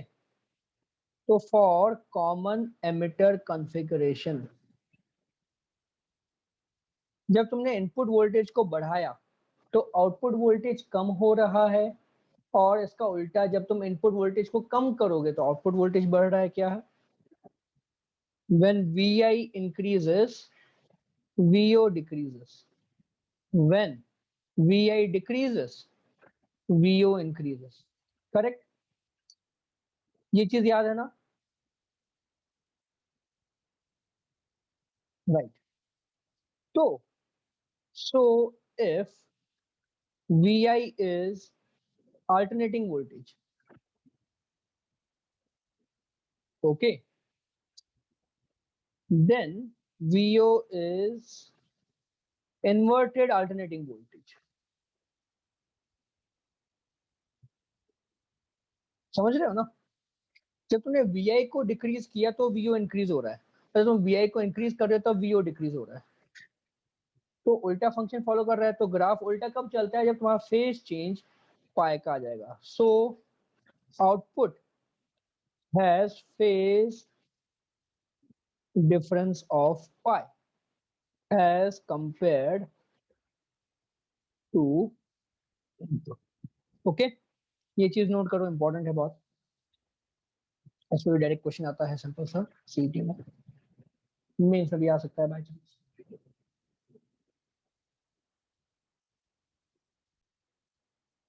लिखा?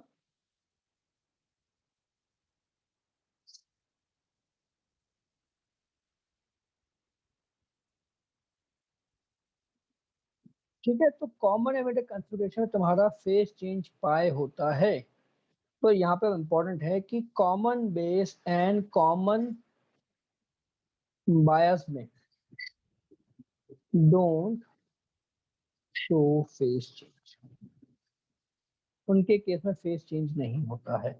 ठीक है,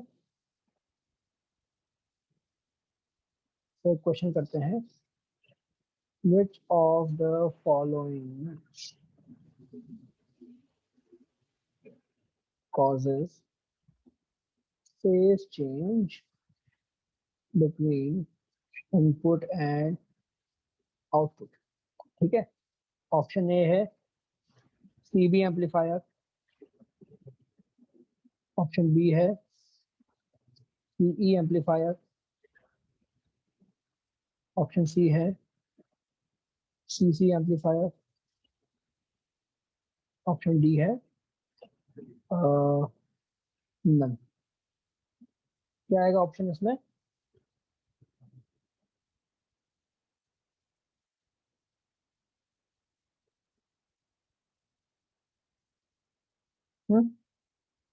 Which option would be correct?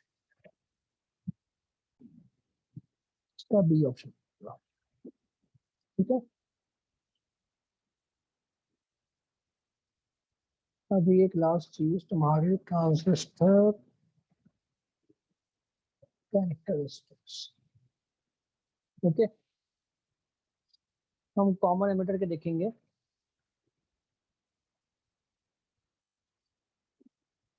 ठीक है, इसके कैरेक्टरिस्टिक देखेंगे। सबसे पहले तुम्हारा आता है इनपुट कैरेक्टरिस्टिक्स। तो इनपुट में हम क्या ड्रॉ करेंगे? बेस एमिटर वोल्टेज और बेस करंट। ठीक है, तो तुम्हारा base emitter junction is forward bias, है ना? तो उसका जो ग्राफ बनता है कैरेक्टरिस्टिक का, वी आई कैरेक्टरिस्टिक का, वोल्टेज और करंट का, वो तुम्हारा पीएन जंक्शन जैसा ही है। Okay, graph similar to PN junction. तो पीएन जंक्शन का फॉरवर्ड बायस में ग्राफ कैसा बनता है? ऐसा। ठीक है, और ये दो ग्राफ हम बनाते हैं, दोनों ग्राफ में ज्यादा फर्क नहीं होगा। ठीक है, और हम ये ग्राफ बनाएंगे कैसे? Keep IC constant, collector current को हम कांस्टेंट रख के बेस करंट का और बेस वोल्टेज का ग्राफ बनाएंगे। तो तुम्हारा IC1 और IC2,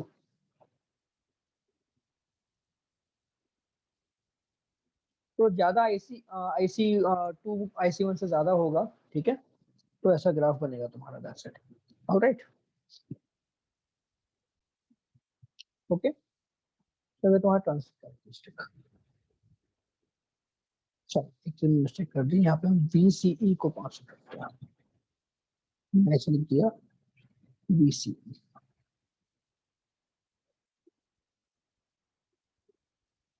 ओके,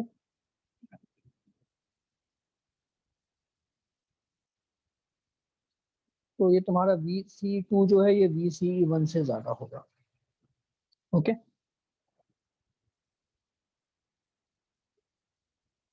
तो ये तुम्हारा इनपुट कैरेक्टरिस्टिक्स।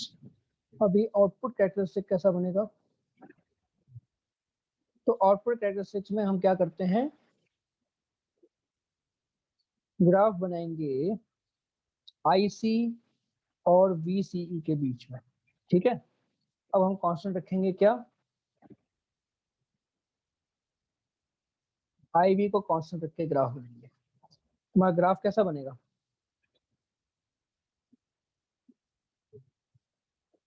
ऐसा कुछ बनेगा।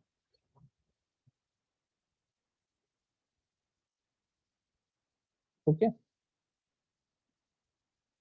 ऐसा कुछ ग्राफ बनता है। ओके, तो ये IB की अलग अलग वैल्यूज पे ग्राफ ऐसा बनेगा, ये IB1, IB2 greater than IB1। जितना तुम IB बढ़ाते जाओगे ऑब्वियसली कलेक्टर करंट बढ़ते जाएगा, तो ग्राफ ऐसा कुछ बनता है, ठीक है, आया समझ में? तो यहाँ पे कुछ ऐसा लीनियर रिलेशन बनेगा। ओके, और एक चीज, ये एरिया तुम्हारा होता है कट ऑफ, जो हमने पढ़ा था कट ऑफ और सैचुरेशन, और एरिया तुम्हारा होता है सैचुरेशन का। और ये जो एरिया है ये तुम्हारा एक्टिव रीजन है, यहाँ पे सैचुरेशन है, यहाँ पे कट ऑफ है, और ये बीच में जो है एक्टिव रीजन है, ठीक है।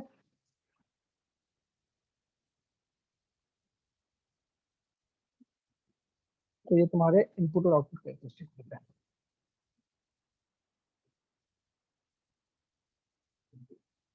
ऑलराइट, ठीक, कोई डाउट इसमें?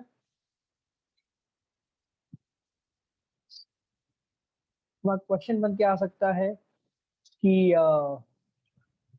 जो तुम्हारा बेस एमिटर जंक्शन है उसका जो मतलब सॉरी जो इनपुट कैरेक्टरिस्टिक बनेगा, that is similar to what, तो लिखोगे that is similar to PN junction diode, forward characteristic of PN junction diode.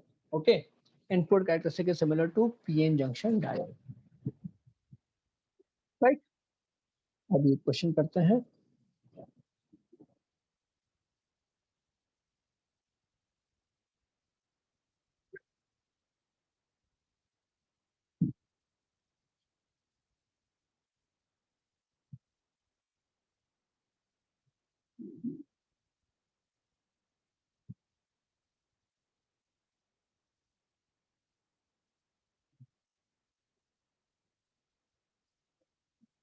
ये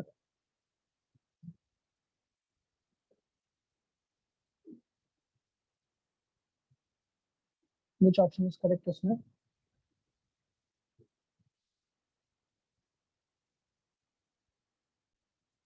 आसान क्वेश्चन, ऐसा क्वेश्चन कर चुके हैं ऑलरेडी। हम ट्रांजिस्टर एज स्विच किस में यूज करते हैं? कट ऑफ रीजन में और सैचुरेशन रीजन में, राइट। ऑप्शन बी आ जाएगा। ओके,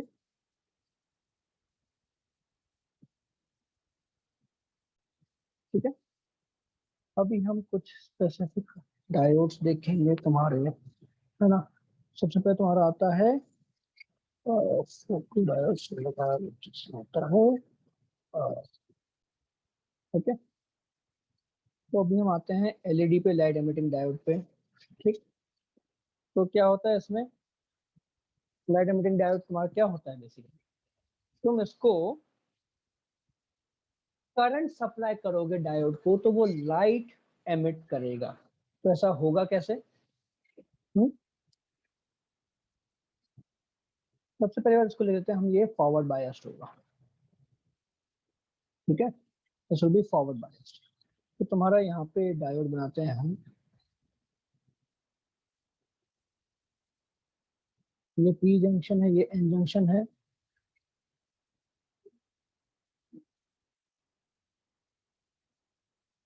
इसको हम फॉरवर्ड बायस रखेंगे,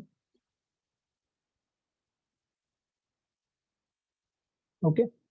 तो इसमें से करंट पास होगा तो यहाँ से लाइट एमिट होती है, ठीक है। लाइट तुम्हारी एमिट होगी, क्यों होगी एमिट? क्योंकि तुम्हारे इलेक्ट्रॉन होल पेयर्स जो हैं रिकम्बाइन होंगे तब। इलेक्ट्रॉन तुम्हारा कंडक्शन बैंड में हायर एनर्जी पे है, ओके। तुम्हारा हम बनाए यहाँ पे, तो ये तुम्हारा कंडक्शन बैंड है, ओके, और ये वैलेंस बैंड है, ठीक है।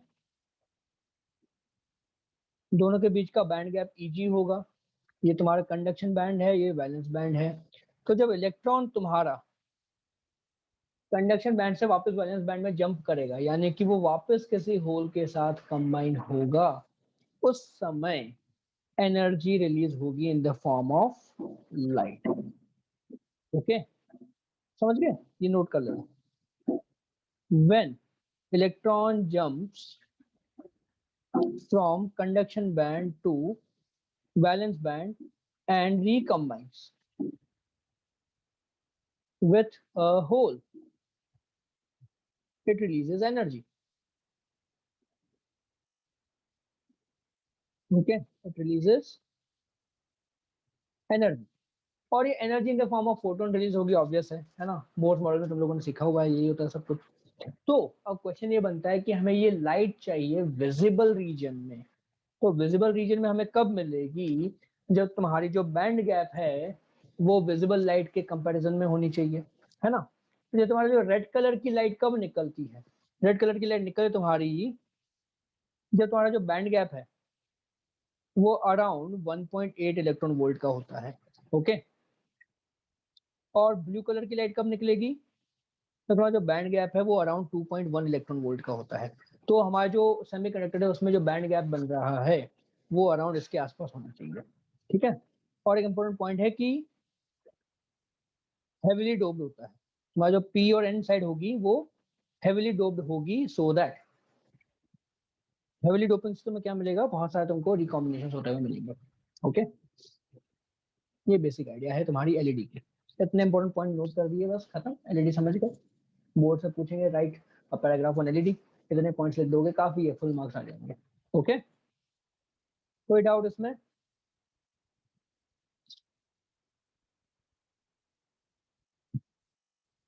ठीक है। एलईडी के बाद तुम्हारा आता है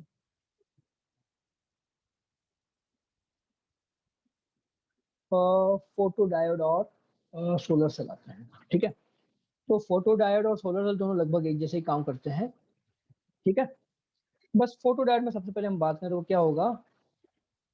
रिवर्स बायस्ड होगा। एलईडी तुम्हारा फॉरवर्ड बायस था और फोटो डायोड तुम्हारा क्या होगा?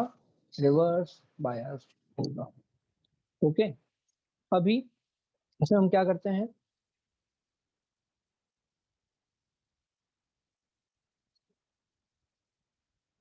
ये तुम्हारा अगर P है और ये N है तो हमारी बैटरी हमें कैसे लगानी है? रिवर्स बायस में। ऐसा क्यों करना है समझो, ओके।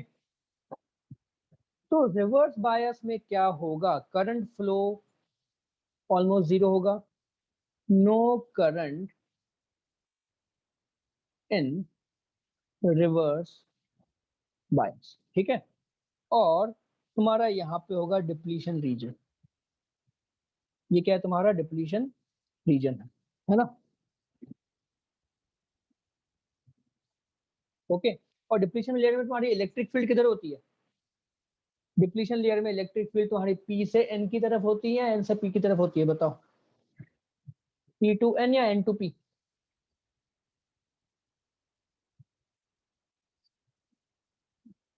एनटीपी, शाबाश, ठीक है, इलेक्ट्रिक फील्ड तुम्हारी एनटीपी। अब हम क्या करेंगे, जो लाइट है उसको हमें डिप्लीशन लेयर पे गिरानी है। Light is allowed to fall on depletion layer. Okay, तो लाइट वहां पे गिर के क्या करेगी, the light excites electron. Okay, और इलेक्ट्रॉन तुम्हारा फिर क्या करेगा, वैलेंस बैंड से कंडक्शन बैंड में जाएगा। So new electron hole pair is created. ठीक है, नया इलेक्ट्रॉन होल पेयर क्रिएट होगा। और इलेक्ट्रिक फील्ड, मैंने तुमको याद होगा पीएन जंक्शन के बारे में बताया था एक चीज, कि जब तुम्हारे जो इलेक्ट्रॉन होल पेयर क्रिएट होते हैं तो डिप्लीशन लेयर में वो रिकम्बाइन नहीं हो पाते। ओके, डिप्लीशन लेयर के बाहर तुम्हारे इलेक्ट्रॉन होल रिकम्बाइन हो पाते हैं, बट डिप्लीशन लेयर में वो रिकम्बाइन नहीं हो पाते। ऐसा क्यों, क्योंकि वहां पे इलेक्ट्रिक फील्ड उनको इमीडिएटली अलग कर देगी। ओके, तो new electron hole pairs are created and immediately separated by electric field। ठीक है, तो ये जो नया इलेक्ट्रॉन होल पेयर क्रिएट हुआ, इसकी वजह से तुमको एक करंट हल्का सा तुम्हें सडनली फील होगा। ओके, नए इलेक्ट्रॉन होल पेयर क्रिएट हुए, वो यहाँ पे जंक्शन के अक्रॉस मूव करेंगे तो तुमको सर्किट में करंट मिलेगा। Okay, a tiny current is observe in the circuit. ठीक है, इलेक्ट्रिक फील्ड तुम्हारे इलेक्ट्रॉन होल्स को यहाँ पे मूव करेगी, इलेक्ट्रॉन होल्स पर तुम्हारे सर्किट में भी जाएंगे, तो वहां पे तुमको हल्का सा करंट मिलेगा। तो ये फंक्शन है तुम्हारा फोटो डायोड का। तो फोटो डायोड में हम क्या पता करते हैं कि अगर हमें सर्किट में करंट मिला, दैट मीन्स वहां पे लाइट गिरी थी। ओके, यहाँ पे लाइट गिरी थी तो हमें करंट दिखा। तो अगेन डिपेंडिंग ऑन कि तुमने यहाँ पे कौन सा मटेरियल यूज किया है, उसकी बैंड गैप क्या है, बैंड गैप के अकॉर्डिंग तुम कौन सी वेवलेंथ डिटेक्ट करोगे वो पता चलता है। आया समझ में? कर अभी फिर तुम्हारा आता है सोलर सेल। ठीक है, तो सोलर सेल का एक्चुअली डायग्राम हम एनसीईआरटी से उठा लेते हैं ताकि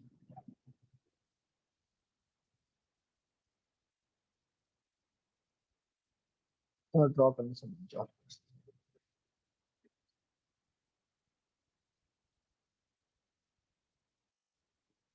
अच्छा, फोटो डायोड का एक और चीज है, ग्राफ मैंने नहीं बनाया, ग्राफ में बना देते हैं। फोटो डायोड के तुम कैरेक्टरिस्टिक्स बनाओगे तो क्या बनेंगे? ठीक है, तो ये V है और ये I है, इसका ग्राफ ऐसा बनेगा। ये intensity I1, intensity I2, intensity I1 is less than I2। तो जितनी इंटेंसिटी तुमको ज्यादा होगी उतना करंट तुम्हें ज्यादा मिलेगा। Okay, clear? और करंट तुम्हारा नेगेटिव है ना, रिवर्स बायस में तुम्हारा करंट यहाँ पे फ्लो करता है। ओके, फिर तुम्हारा आता है, हाँ सोलर सेल में रहता है। ये सोलर सेल का तुम्हारा डायग्राम है।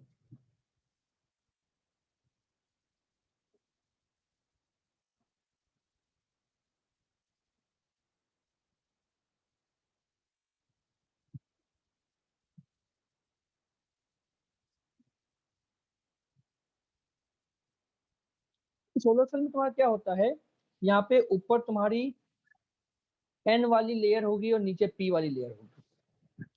पी के नीचे तुम्हारे यहाँ पे मेटल प्लेट होती है। ओके, और ऊपर एन लेयर पे हम थिन वायर्स कनेक्ट करते हैं। ओके, तो बेसिकली क्या है, तुम्हारा जो सोलर सेल का जो पीएन जंक्शन है वो बैटरी की तरह बिहेव करेगा। तो बैटरी से हमें दो टर्मिनल निकालने हैं ना, तो एक टर्मिनल यहाँ पे ऊपर से निकलेगा और दूसरा टर्मिनल यहाँ पे नीचे से निकलता है। और देखो ये नीचे का टर्मिनल पूरा कंटिन्यूअस प्लेट है, लेकिन ऊपर का टर्मिनल में हमने सिर्फ वायर्स लगाई है। ऐसा क्यों? क्योंकि हमें लाइट गिरानी है, यहाँ पे लाइट गिरनी चाहिए। तो अगर तुम्हारा ये पूरा कवर्ड होगा मेटल से तो पीएन जंक्शन पे लाइट पहुंचेगी ही नहीं, है ना, राइट। और इसमें जो अपर लेयर होती है, अपर लेयर जो है तुम्हारी एन टाइप की, okay, is very thin, is very thin, ठीक है, so that light can reach, कहाँ पहुंचनी चाहिए लाइट तुम्हारी, लाइट कैन रीच जंक्शन और डिप्लीशन लेयर, ओके। जैसे फोटो डायोड में हम लाइट डिप्लीशन लेयर पे भेजते हैं, वैसे ही यहाँ पे भी हमें वही करना है, light should be able to reach depletion layer. अब फोटो डायोड और सोलर सेल में क्या फर्क है, नो बायसिंग इज डन, ठीक है, द सेल इटसेल्फ या the junction itself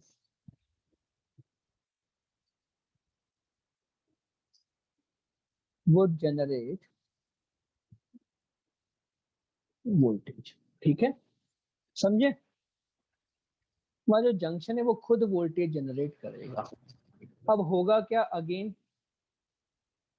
light reaches junction, तो new electron hole pair create होंगे, है ना, क्योंकि लाइट क्या करेगी, तुम्हारे इलेक्ट्रॉन्स को एक्साइट करेगी, तो उनको वैलेंस बैंड से कंडक्शन बैंड में भेजेगी, okay.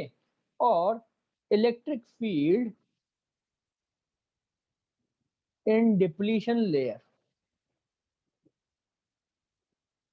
Moves the new electron hole pair, ठीक है, समझे,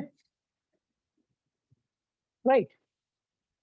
अब तुम्हारा होगा क्या, तो ये अगर तुम देखो, ये दूसरा ग्राफ भी हम कॉपी कर लेते हैं,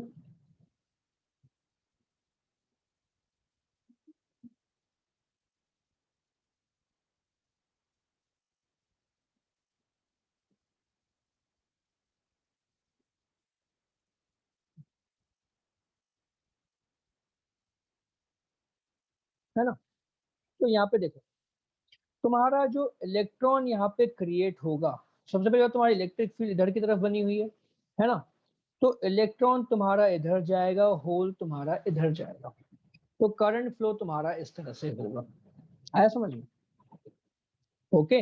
होल्स इधर जाएंगे, इलेक्ट्रॉन इधर जाएंगे, तो इलेक्ट्रॉन का डायरेक्शन अगर ऐसे है तो करंट उसका अपोजिट होता है, तो यहाँ पे तुम्हारे सर्किट में करंट फ्लो होने लगेगा, ओके, आया समझ में।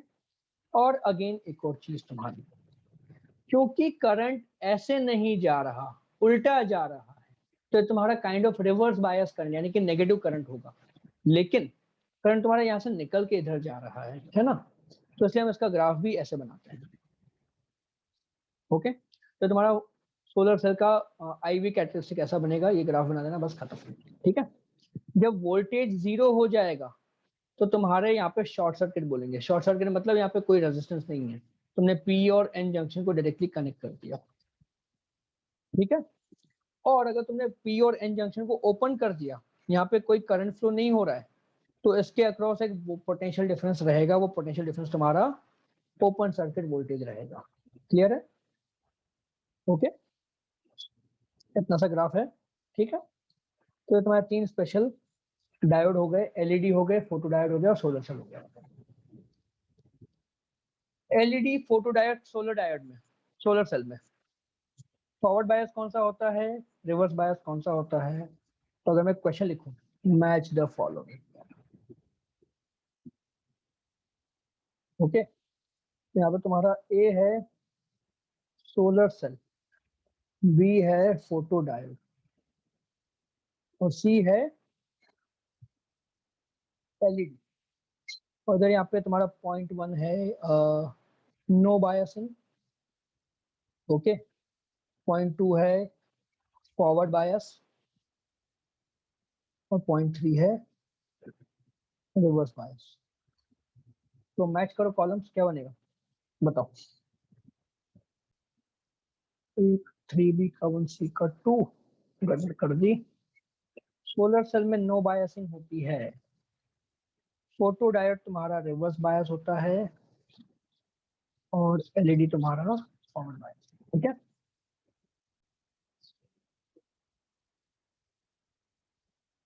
हाँ।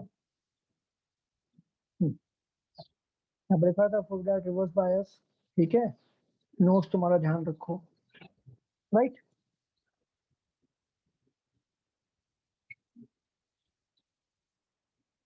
चलो, तो ये हो गया खत्म। और तुम्हारा लास्ट सेक्शन आता है लॉजिक गेट्स। लॉजिक गेट्स तुम्हारे क्या होते हैं बेसिकली? लॉजिक गेट्स की वजह से तुम्हारा पूरा कंप्यूटर चल रहा है ना। सबसे पहले तुम्हारा आता है बिट्स। क्या बोलते हैं उसको? एनी वेरिएबल को हम लिखते हैं has only to values. Okay, zero और वन, या फिर पॉजिटिव और नेगेटिव, है ना। हाई वोल्टेज लो वोल्टेज ऐसा हो सकता है। तो अगर तुम उसका ग्राफ बनाओगे तो ग्राफ कैसा बनेगा तुम्हारा? अगर मैं वोल्टेज वर्सेस टाइम का ग्राफ बनाऊं, ग्राफ तुम्हारा ऐसा बन सकता है, या तो जीरो या तो वन होना चाहिए। ठीक है, इस टाइप का। तो यहाँ पे तुम्हारे पास सॉरी वन है, इधर जीरो है, इधर वन है, zero zero one kind of ऐसा कुछ बनेगा। तो डिपेंडिंग ऑन तुम क्या वैल्यू भेज रहे हो as a function of time. Okay, तो लॉजिक गेट्स तुम्हारे कितने टाइप के होते हैं, मतलब प्राइमरी? तुम्हारा पहले बनेगा एंड गेट। तो एंड गेट का हम सिंबल कैसे बनाएंगे?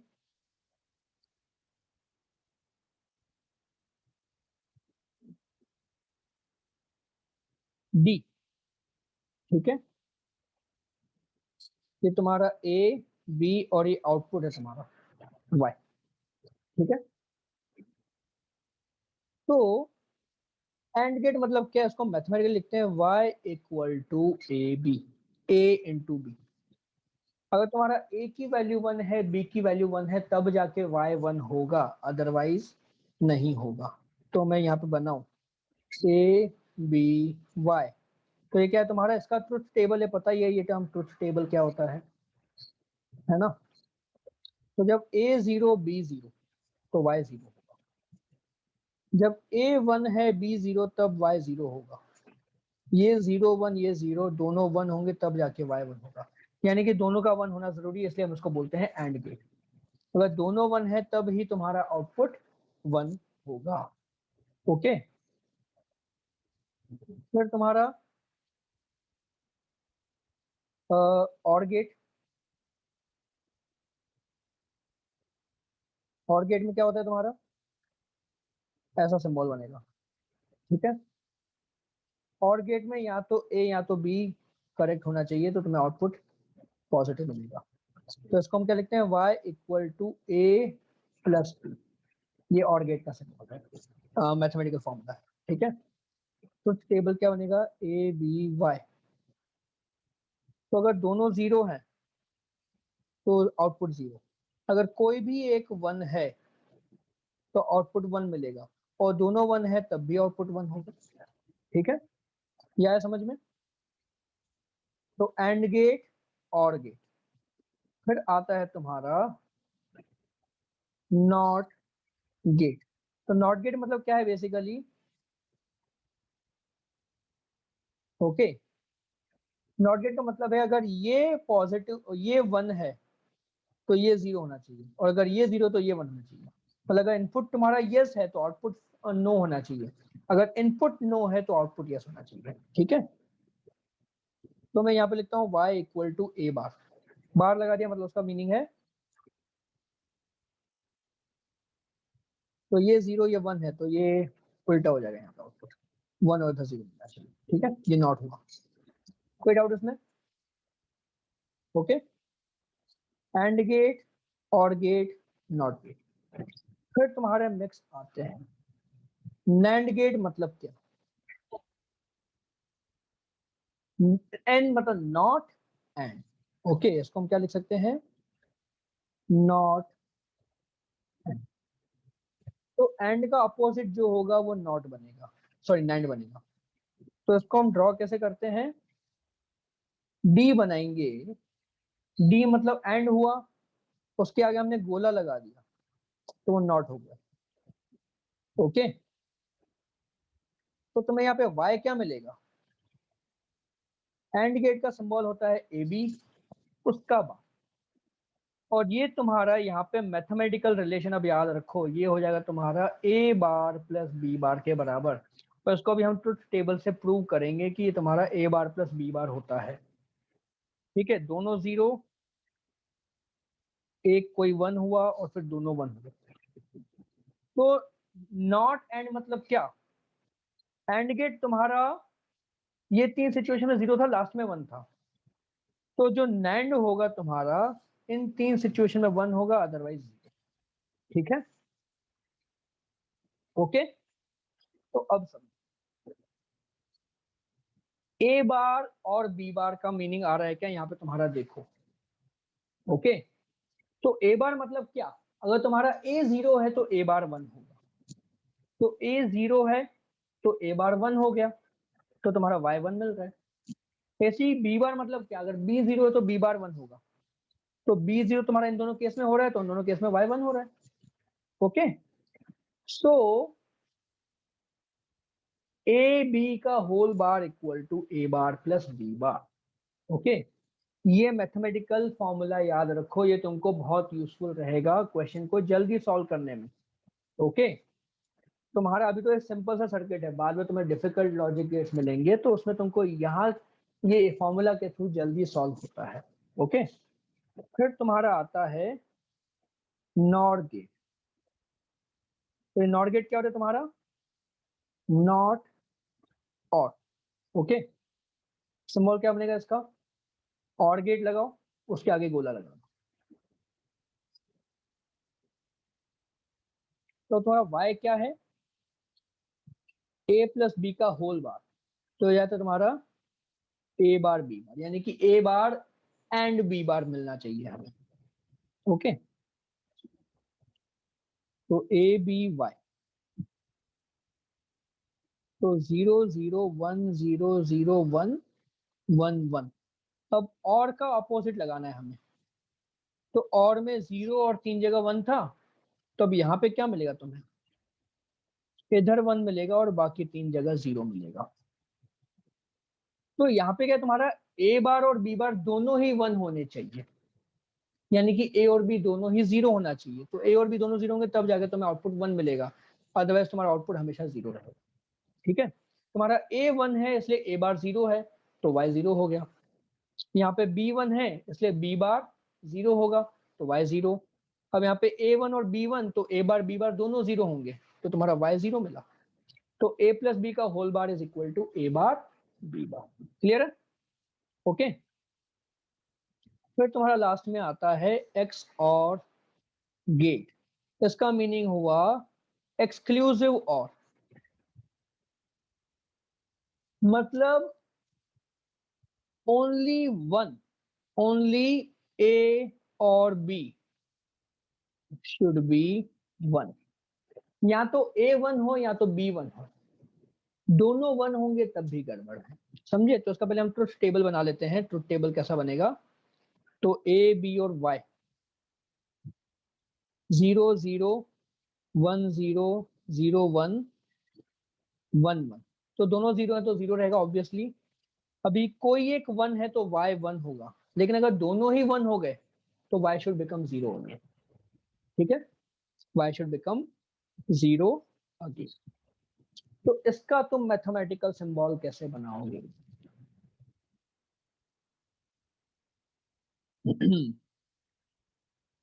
तो y इक्वल टू तुम्हारा यहाँ पे क्या आ रहा है, ये मैं कंफ्यूज हो रहा हूँ। तो इन दोनों में से कोई सिचुएशन बननी चाहिए, तो ये सिचुएशन क्या है तुम्हारी, ए बी बार। ठीक है, ए वन और बी जीरो, तो ये वन हुआ और बी बार तुम्हारा वन हो जाएगा, तो ये वन हो गया प्लस ए बार, तो ए 0 है तो ए बार 1 है, बी 1 है, ये 1 है तो ये भी 1, तो ये 1 है तो तुम्हें y 1 मिलेगा, ये 1 है तो तुम्हें y 1 मिलेगा, यानी कि ये दोनों सिचुएशन सेटिस्फाई हो गई। अब इधर देखो दोनों 0 है, मतलब क्या हुआ, तो a 0 हो गया तो ये भी 0, b 0 तो ये भी 0, तो y 0 है। अब यहाँ पे a 1 है तो a बार 0 होगा, b 1 है तो b बार 0, तो ये दोनों 0 हो गए तो y तुम्हारा अगेन 0। समझ में आया?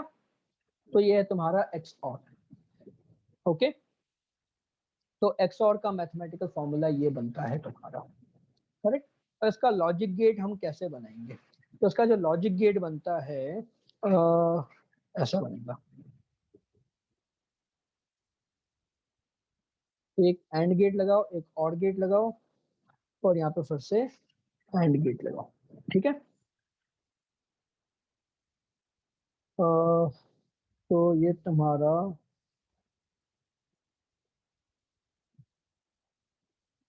ए हुआ और ये तुम्हारा बी हुआ, ठीक है, और यहाँ पे एक नॉट लगा, तो ए और बी दोनों 1 है, तो यहाँ पे आउटपुट 0 मिलेगा।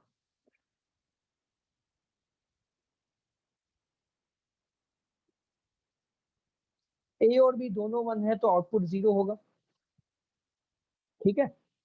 आउटपुट 0 मतलब यहाँ पे मुझे 0 मिलेगा, क्लियर। तो ए और बी दोनों 1 हो गए तो यहाँ पे 0, तो मतलब y 0 आ गया, क्योंकि ये एंड गेट है, एंड गेट में दोनों का 1 होना जरूरी है, ठीक है। ऐसे ही अगर ए और बी दोनों 1 हो गए तो क्या होगा, सॉरी ये तो कर दिया था, ए और बी दोनों 0 हो गए तो क्या होगा, देखो ये सीरी,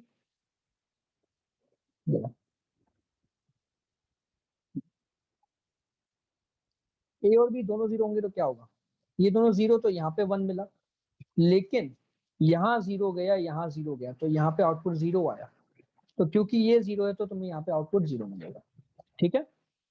और अब ए 1 बी 0 देखते हैं, तो ए तुम्हारा 1 है, बी 0 है,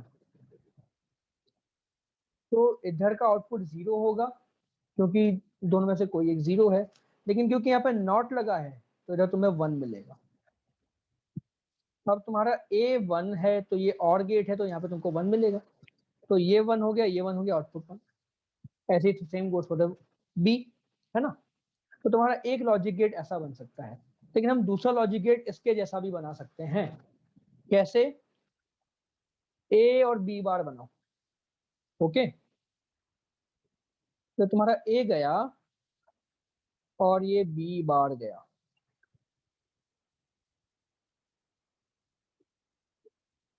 ठीक है, इनका एंड गेट बनाएंगे, तो ए और बी बार का एंड गेट बन गया, ठीक है, ये ए और ये बी बार। फिर तुम्हारा ए बार और बी का एंड गेट बनाओ, ये ए बार हुआ और ये बी हुआ, इनका एंड गेट बनाया, फिर इन दोनों का और गेट, है ना, इन दोनों का तुम्हें और गेट बनाना है, तो बन गया और गेट। तो ये एक और तुम्हारा सर्किट है जो कि तुम्हें देगा क्या, एक्स ऑर, ठीक है। इसको लिखने का एक और तरीका है, y equal to A plus पे गोला लगा दिया और B, this is your exclusive or, okay. तो तुम्हारे मेन गेट हो गए सर्किट, ठीक।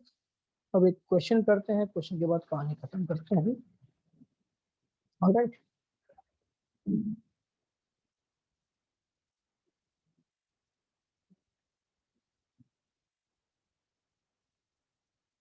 तो आसान सा है।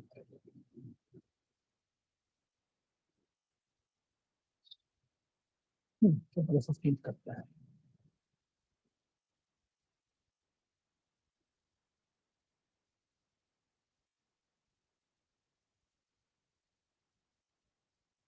ओके।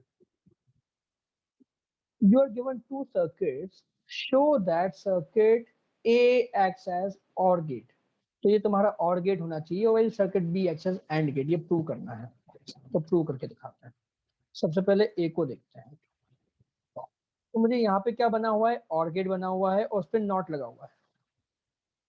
ओके, तो मुझे पहले करना है ए प्लस बी का बार। यहाँ पे ए प्लस बी का बार निकला, फिर मुझे उसका भी नॉट लगाना है, यानी कि मुझे एक और बार लगाना होगा।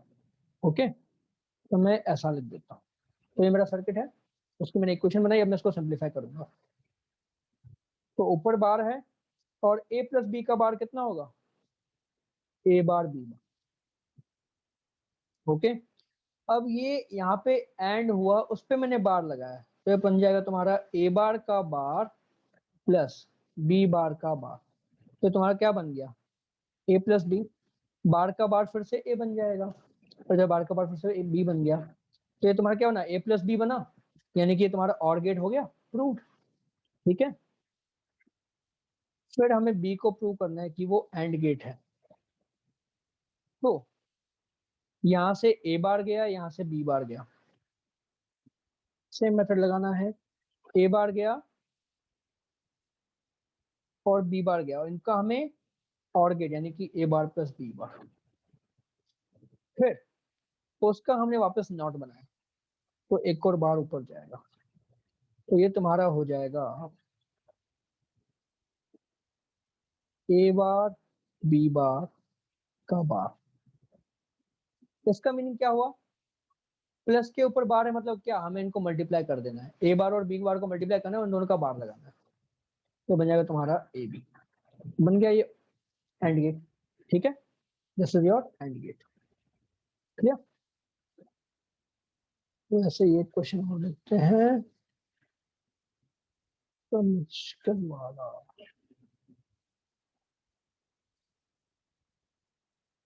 ये तो आसान है, सर्किट है, नॉट गेट है। चलो दूसरी बुक उठाते हैं।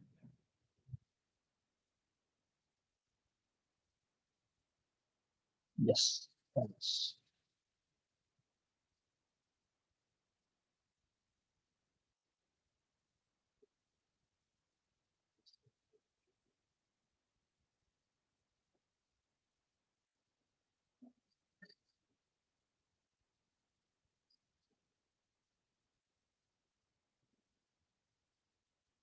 पहले गेट आइडेंटिफाई करो, कौन सा बन रहा है यहाँ पे, किस टाइप का सर्किट बन रहा है। तो उसके वजह से तुम्हें चार आउटपुट दिए हैं, ये तुम्हारा इनपुट है और ये आउटपुट है, तो आइडेंटिफाई करना है कि कौन सा ऑप्शन करेक्ट आएगा। ठीक है, सॉल्व करो इसे।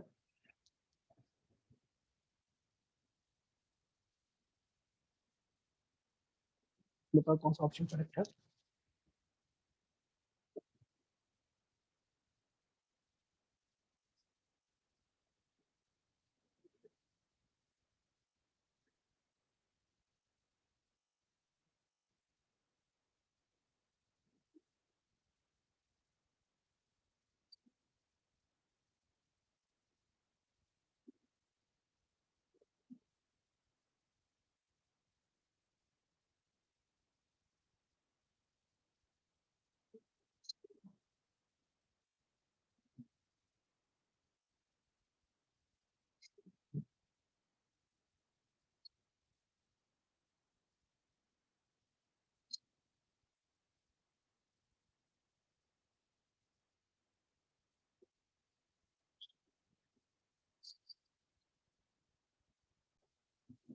यार तुम्हारा आंसर दिखता है।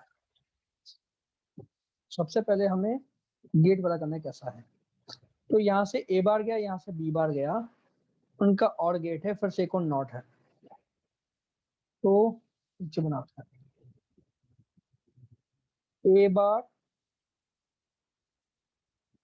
प्लस बी बार का हमें बार बनाना है, तो बनेगा तुम्हारा ए बार का बार बी बार का बार, यानी कि ए बी। ये एंड गेट है, तो दोनों वन होंगे तब आउटपुट वन होगा। तो यहाँ पे तुम्हारा इनपुट वन, दोनों इनपुट वन है, यहाँ पे दोनों इनपुट जीरो है, यहाँ पे एक जीरो एक वन है, यहाँ पे ये वन ये जीरो, यहाँ पे ये वन ये वन, यहाँ पे दोनों जीरो, ये जीरो ये वन है।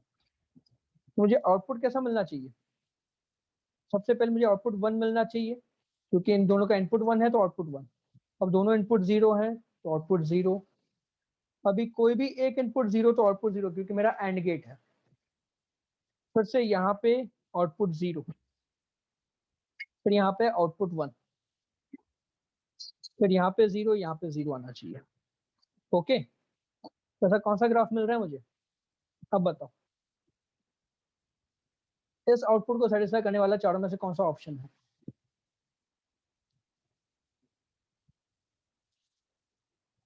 शाबाश, ऑप्शन डी, 1 0 0 0 1 0 0। ओके, आसान था क्वेश्चन। तो बेसिकली तुमको बस यही करना है ना, ये चीजें तुम्हें यूज करनी, ये मैथमेटिकल इक्वेशन यूज करना सीख गए, प्रैक्टिस कर ली इसकी, आ जाएगा। ओके, तो ये लॉजिक जो मैंने पढ़ा है वापस एक बार खुद से सॉल्व करो, फिर से उनको डिराइव करो फॉर्मूला को, 3-4 बार डिराइव कर लिया वो फिर तुमको चीज याद रहेगी, फिर ऐसे क्वेश्चन तुमको फटाफट सॉल्व हो जाएंगे। देखा जाए तो ये क्वेश्चन तुम्हारा सिर्फ 1 मिनट का क्वेश्चन था। ओके, और कोई डाउट है?